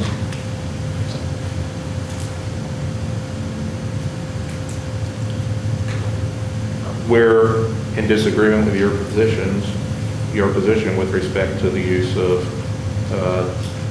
the GPS, the AVL, or the body-worn cameras, with respect to that being based solely on, discipline being based solely on it. We believe that if it clearly shows a violation, that there's no reason why we shouldn't be able to use it.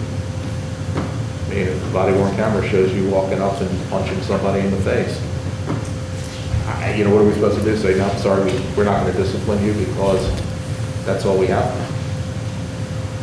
That just doesn't make a heck of a lot of sense to us. And I know we've had these disputes before, and believe me, I understand all the arguments that there are times that there are things that aren't portrayed on the body-worn camera video that, that need to be taken into consideration. And I'm not suggesting that we wouldn't take some of those factors into consideration, but at the end of the day, if it's a clear violation that's captured on video, I don't understand why we should be precluded from taking discipline based on it. Well, I think a lot of that, the language of that was meant to, Brian Dean just filed a grievance, and the administration pissed off over almost every single BWC video that Brian Dean done, so that we can catch him doing something. That was, I think the wording should be more, you just can't review the video without having like something to base it on. You're just not reviewing it for, I'm going to look at Brian Dean every single day that he's at work. Just kind of prevents that. Almost like reasonable suspicion. Well, but there are two responses I have to that. Okay. Because first and foremost is that when we see this come up, it's more often than not, is that there's a complaint raised against me for something that I did. And, so on Saturday, June 7th, Jeff Mandel went ahead and was rude to somebody or did something out of whack. And so you go back and you review the video for that day to observe what happened with respect to that complaint. Correct. And what ends up invariably happening in those cases, it turns out that, yeah, I didn't mouth off to that person, but the one that you happened to see before that, as you were trying to scroll through to the one that was the subject of the complaint, I did something just crazy out of line that was a violation of policy. And the question becomes, under that circumstance, should you be able to discipline somebody for what you just observed? I mean, you had a valid reason for looking at the tape for that day. Obviously, you weren't looking for the violation that you ultimately found, but if you see that in the course of reviewing that tape for a legitimate purpose, should you turn around and say, well, I'm sorry, I see it's a clear violation, but I'm going to let it go, because I didn't get a complaint on it. I think we're kind of in the same area, but I Yeah. don't think so that would give you the reason to go and look at the body cameras for say that day. What we're talking about is every single time you're going to watch every video to try to catch that seems a little bit extreme. No, and believe me, I understand the concern. The other issue, though, is that, and I know there are a lot of agencies out there that, basically we call quality control purposes, do random audits. Which our proposal has. Right. But A truly random. Right. I mean, and I know there's a body camera Yeah. too for you guys, but there's a lot of checks and balances, so random for Ryan, and I pulled the audit trail, and they've looked at his every single day that he's been at work, it is not random. I mean, you basically don't want to have this technology used to target individuals. Right. Correct. And we're not saying they're wrong to, but, just. No, but I get that, but I think your proposal, like anything else, it's a proposal. I understand yours is a proposal, ours is a proposal, and, obviously, we think yours goes too far, and you think ours goes too far. Yeah, So, Jeff, I appreciate that. Yeah. I would say, like your example of an officer just going up and punching somebody in the face, our proposal 22.3, just to be clear, says the county shall not issue any discipline based solely on BWC use or their lack of use until, and actually we proposed grandfathering again until October 1st of this year. But the point is, in a typical scenario like you described, 9 times out of 10, there's going to be a complaint from the citizen. Hey, I got punched in the face by this officer. Okay, so there would be other evidence beyond the BWC. So what we're saying is that they won't issue discipline based solely on these BWC use or the lack of use. So I understand what you're saying, that obviously an officer who's caught on, he can't hide we're not asking to use our verbiage to hide an officer from being disciplined. What we're saying is it can't be used as it can be used as a shield against bad behavior. Likewise, it can't be used by a sword by management to go on a fishing expedition, is what we're saying. right, but the thing is that I think in what you're saying and what you're explaining isn't necessarily what the specific language says. What we're trying to convey is that BWCs in many ways could be just like our drug testing policy. There's reasonable suspicion drug testing. You've got a reason to believe that there's something wrong here. You can test that input. And then there's a random policy, which is handled through an actual true random process that you go through. You can't just go, I want to test this guy today. What you're proposing with BWC is, I want to go look at all of his BWC videos and write them up however much I want, based on what I find. So we would like it to be more in the spirit of the drug testing policy, which is to say, fair, if you've got reason to go looking, then certainly go looking. But, and you can also do a random control if it is truly a random process.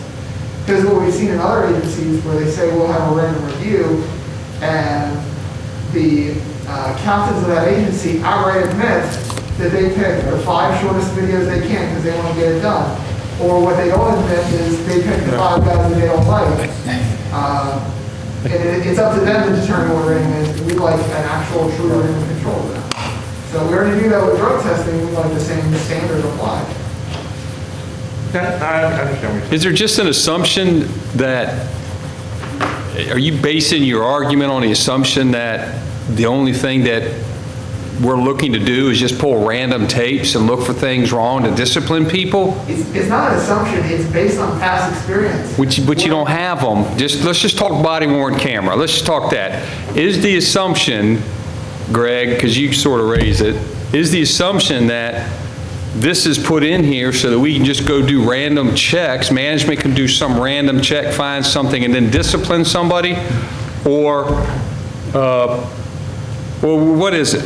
I'm not saying none of these. There's got to be some kind of protection. He may not even know what's going on, but if he pissed off his sergeant.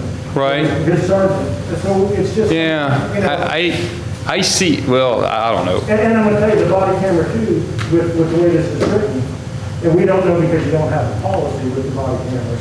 The new body cameras have all kinds of bells and whistles.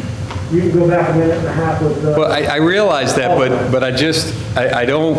What's a private conversation? I guess where I'm stuck at is, there's an assumption that the management team when we put these in place, are going to spend hours a day looking at video and pulling random videos. Hold on, let me finish.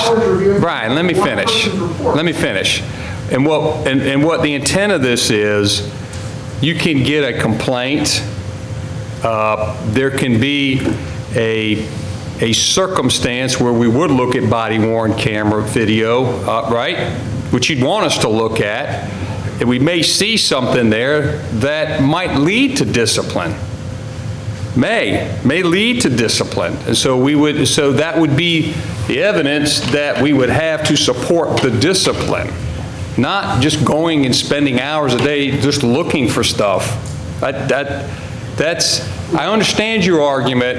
I don't understand why it would be presented that way when our intent is the body-worn camera supports either mitigating a complaint, right, in your favor, or if there is a circumstance that you're involved in that's part of a normal procedural review, and we see something, we could use that as to support the discipline or use it as discipline. I'm a little taken aback that the assumption is we're just going to sit around and look at videos all day long and try to find something on you folks when there are a lot of other things going on that management should be doing and are doing that I don't know. But we'll just leave it at that. Brian, you were wanting to address some of that. No, we have had past circumstances where deputy chiefs have done just that, spent hours looking at GPS records to find discipline, spent hours looking at reports to find any little possible thing wrong. So it's not an assumption, it's a fact. Okay. So in those cases, did they actually find a violation? No, So then, fishing expeditions. got it, but it had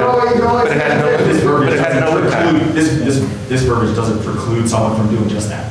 So Well, it does. Well, keep in mind is that the proposal that we gave, the proposal that we gave was really based on your discipline article, which is 9.6, which says that the county shall not discipline any employee based solely on GPS or AVL data. And ours was the flip side of that, and we just threw in the BWCs. Port Orange has that standard, FWC has that standard.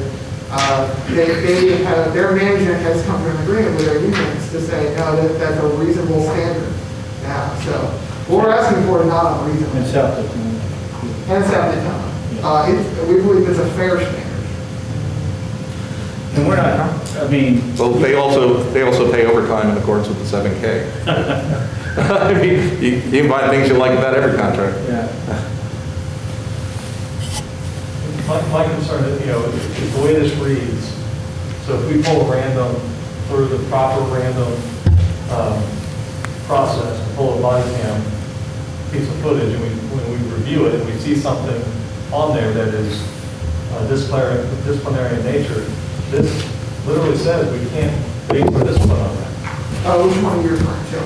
22.3, it says based solely on BWC use. So I should have clarified, 22.3 is a grandfather use that's solely, that's based on turning it off or on. Solely on their use or, so I'm not referring to what's in the video, and I agree, I can make that clear.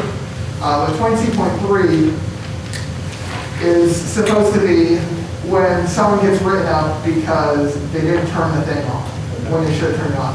And it's a new piece of technology, people have to get used to it, that's why there's a date on there. That's the whole point of 22.3 is to say, at some point, because we all know if someone's going to do something that they don't want others to know about, well, I forgot to turn my camera on. And it's a standard across all agencies. You have a camera, and you say when it has to get turned on. If you didn't turn it on when it's supposed to get turned on, there's documentation and or progressive discipline for that. That's reasonable. At the same time, we don't want us to say, here's your camera, tomorrow you forgot to turn it on, so here's your write-up. You know, there should be a grace period of getting used to the technology, and the date is certainly negotiable based on when this actually gets ratified, but that there should be a certain grace period to get used to it, where we say, hey, I understand, you know, you have this new thing, you probably forgot to even there, you gotta turn it on. And so that's what 22.3 is for. And I think, Interim Chief Edwards, I think what you were possibly asking about is the application of 22.4 and 5. 4 is saying the county can review BWCs if there's a citizen complaint, arrest, traffic citation, parking citation, or use of force.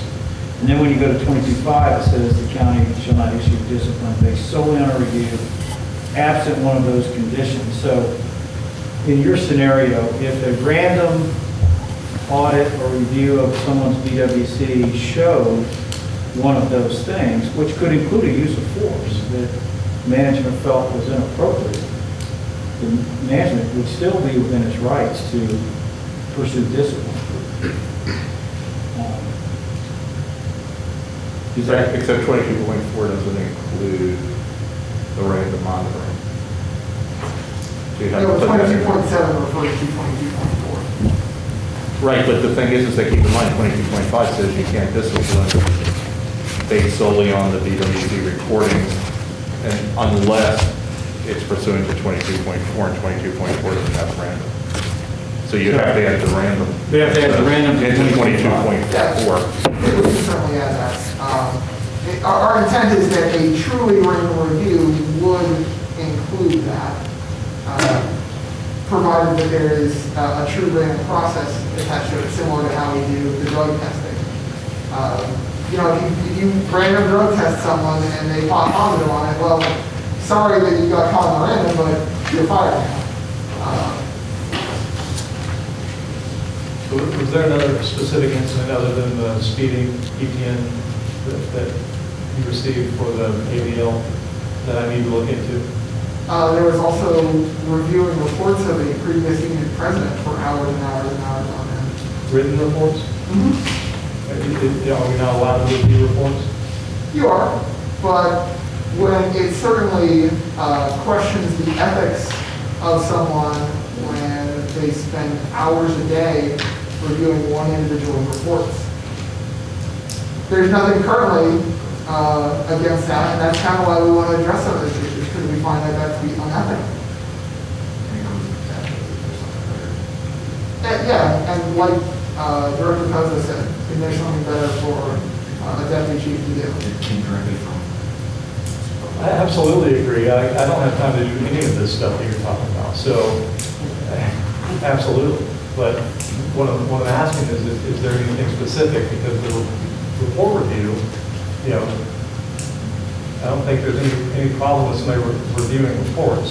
I don't know the specific instance you're talking about. You don't think there's a problem with someone spending hours a day every week Reviewing one single person's person's reports with the sole intent of finding Whose something reports wrong? were being reviewed? What's that? Whose reports were being reviewed?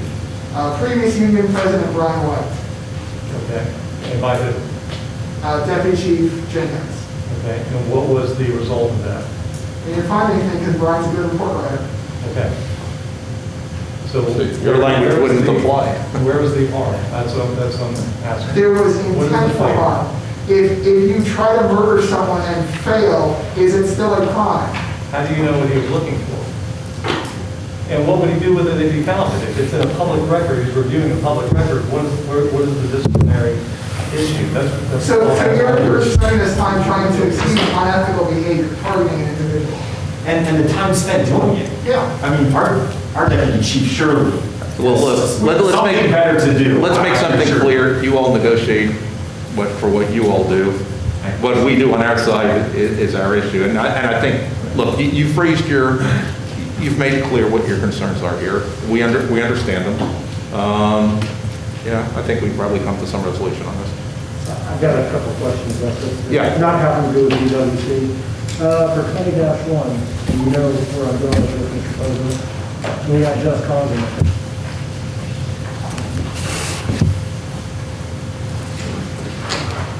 I'm sorry, what was that? For the discipline, for 20.1, subject to discipline in accordance with county rules, but when we put a provision in there for just cause, proper cause. If you agree to our proposal on grievance and arbitration. Correct me if I'm wrong, I think proper cause is even in statute under 4. Well, at page, unless the ordinance is changed, the county merit rules, page 58 of the merit rules, under 86-451, says subsection C, any adverse action taken must be based on cause, supported by sufficient evidence. So by cross-referencing the merit rules in 20.01, I think cause is already. Okay, yeah, that's easy. It's there. Unless management's telling us here at the table that they disagree with that. If that's what it says, it says it. Not seeking to change it. And then, question, and this is just probably because I don't understand it, but 20.02, where it says chapter 112 and says part 4. I haven't ever seen that. Is it the entire chapter for 112 or is it just part 4? No, part 4 is the law enforcement and corrections officer. Yeah, I think 112 has some subsets. Right. Okay, I didn't know if- So like part 5 or 6 or 7 is firefighters. Okay, I just wanted to make sure it was the whole thing. Yeah, I mean, let's put it this way, we're not trying to play any games with respect to the application of law enforcement officer rights. Okay. I just Yeah. didn't understand it, so I make sense. of that. Yeah, no problem. On the other hand, our intent of bringing it up is, we feel that that is a good standard for how to handle discipline in internal affairs. And with respect to that standard, we believe that it should be applied also to the beach safety specialists, who are currently not covered by the statute, but we feel that it's a good standard and it should be applied even to all of our bargaining unit employees. And I think that's a great argument to make to the Florida legislature. And as soon as they expand it, we'll expand But it. we can hold ourselves to a standard above and beyond the statute. The statute just set a minimum standard. We can write a contract to go above and beyond that. We don't have to take it to Tallahassee just to hold these guys to a standard that you'll conduct it through our head. The issue is that, and we face this all the time, anytime that you have a bargaining unit that includes law enforcement, sworn law enforcement officers and folks that aren't, like, so every once in a while you run across it when you find a law enforcement bargaining unit that includes dispatchers. And that comes up all the time, and our position's always the same, it's we'll follow the law with respect to that. If the law changes, we'll follow the law. You're asking us to follow the law, we're saying we will follow it.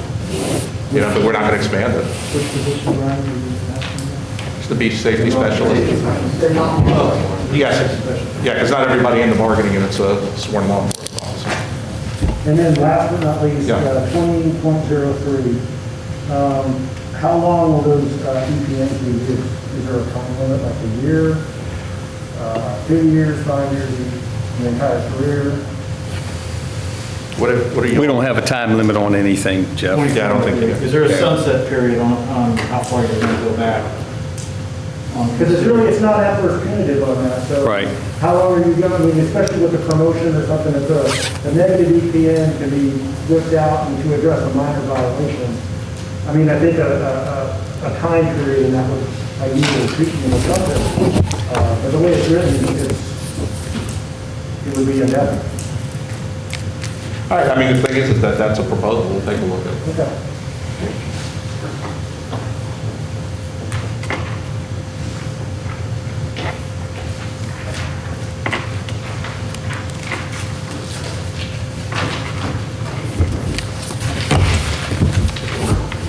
All right, and that's it for our package of proposals. I have just a question on our table of contents. I was making notes as to the proposal that you presented on behalf of the county today, Jeff. Yeah. Are any articles that were not addressed, such as our Article 1 recognition, 2 severability, equality, discrimination, harassment, work stoppages, 5 union boards and 6 closing boards, are any ones that were not addressed deemed rejected?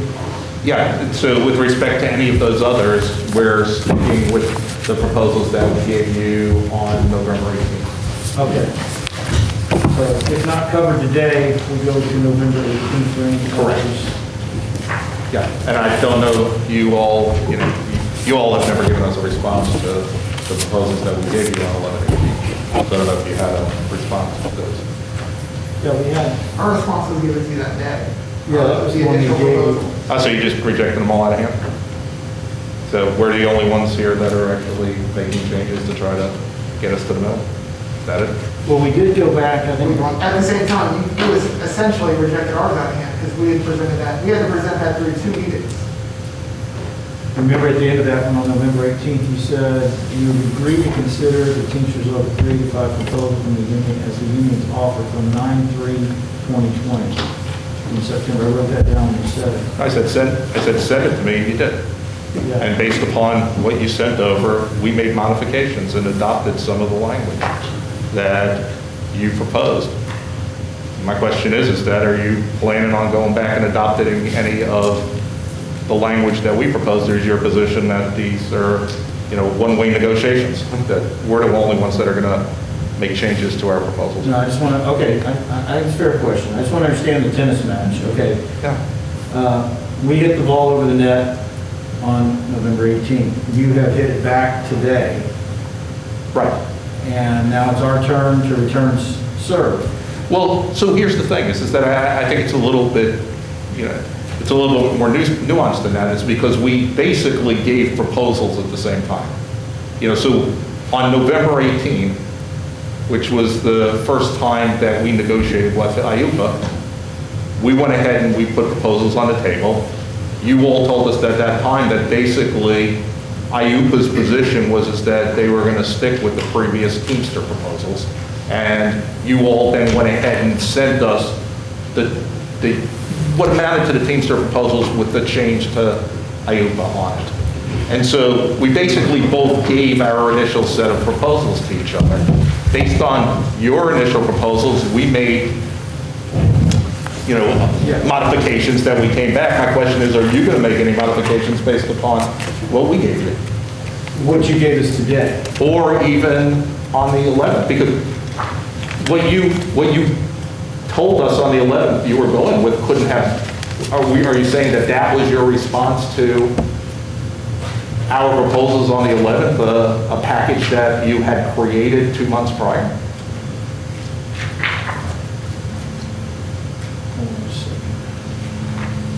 Well, I mean, I think we added a few things since we were to the union, the Teamsters contract, that are reflected in the proposals that we have, or that we provided. I don't believe, I'm looking at what we presented back originally. Does that have a grievance and discipline article in it? We're back there on November. Yeah, under Teamsters. I think to answer the question simply, yes, our intent next meeting is to come back, Yeah. bounce the ball back over to yours with our own proposal based on what you would present. Fair enough, that's it. Good night. Yeah. I'm sorry. If you're wanting to know if we're going to respond, yes, we will. We will. Because some things we just read for the first time today. Right, but even to the things that we proposed on the 11th. The ones that I just asked about, are they still? Right. I don't think we're prepared to respond to those today. And look, and that's fine. I mean, I'm not trying to put you on the spot to say, you know, we gave this to you, you're not responding. I'm just asking whether or not you all are going to come back with a response to both the proposals that we gave you in November and the ones today. Yes. Okay. Yes, we will. And I think, Ben has confirmed that I think we have part of the wage proposal. I would think we might have it complete, possibly by next week. I think it's about 70% done, Ben was told, so the timing will be good for us to look now at your wage proposal and the other provisions, and we'll, what our side of the table would like to do, the union would like to go ahead and get another date today, fairly soon, like in the next 3 weeks to. Yeah. You want to call this first? Okay. So can you give us about, 10 minutes? All right, give us 10 minutes. Please.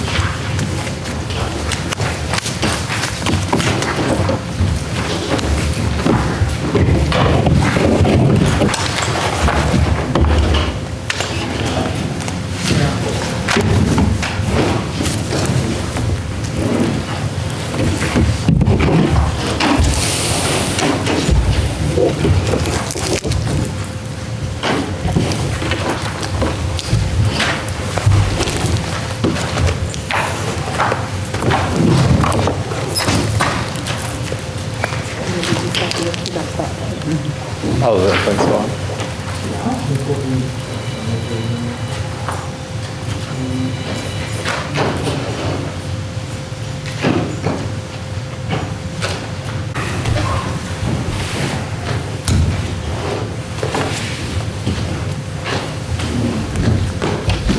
Let us know when you're ready for us to say something.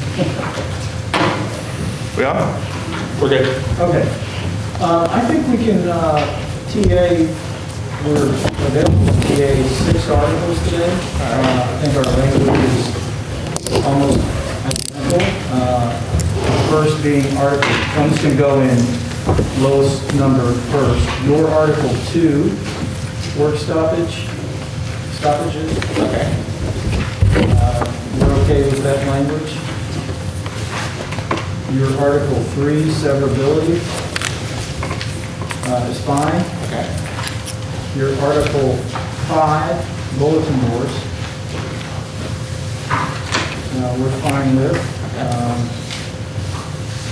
Your Article 6, individual rights, I think, is this the one where we want to suggest the proper pronoun? Of they and their, instead of his, her, I guess. In keeping with some of the things we're seeing trending. Let's see where it is. Where is it? Line 4 at the end. Headline 4, last word. Yeah, it says his immediate supervisor. This 6.01, Yeah, let me just get it. fourth line from the right side of the page. Just go there, TTIR, I guess.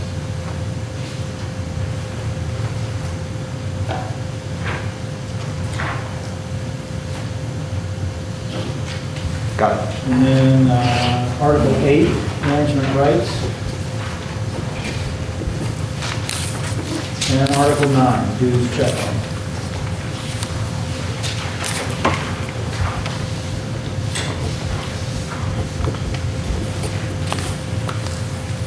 That one also, third line. And fourth line. His, her. Same thing, 902. Yeah, we got his and two.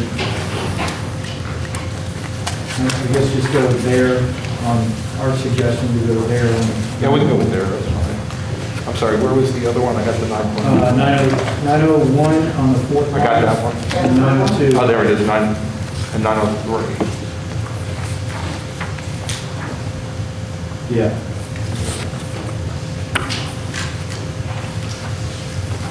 And then with that said, I think, as I said, we think we're, Dennis, we've been told about 7% down the wage study. So we would like to propose getting back together in about 2 weeks. If that works.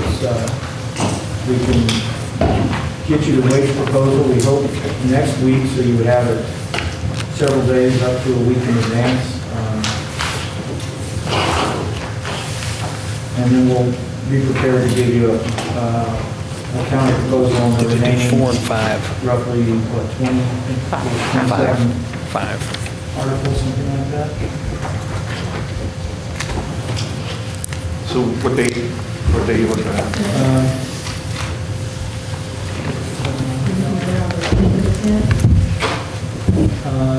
Yes, ma'am.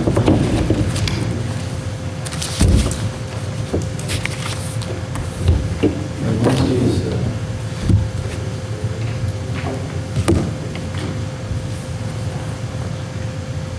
I'm sorry, what date were we looking at? Wednesday the 10th. I'm getting my hair done. It could be another day.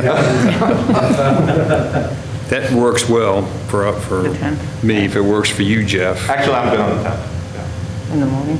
Morning? Can we do morning? Morning or afternoon? What's best for you all, the working? We have a supervisor meeting. We do, we can reschedule that. I know that. So the morning?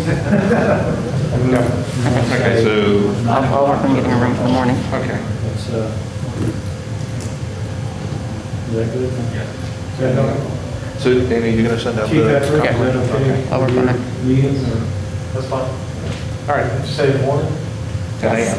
Yeah, I'll work on getting a room and I'll send it out. Okay. And we can meet in here, we'll work. Hopefully. Yeah, I'll work on it. Yeah, we should be able to. If not, we can make that. Exactly.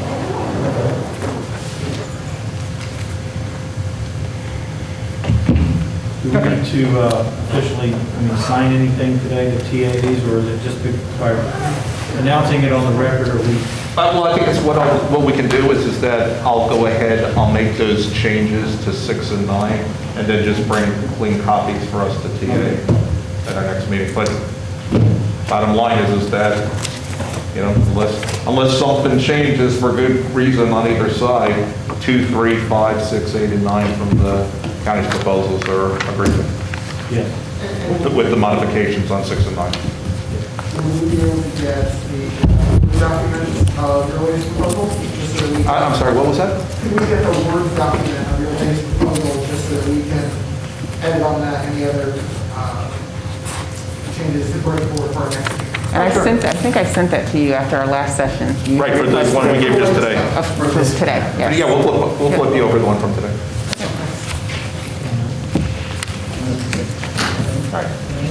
Yeah, you said 9. 11? 10. Oh, 10. All right, well, thank you, everybody. Thank you. Thank you. Here.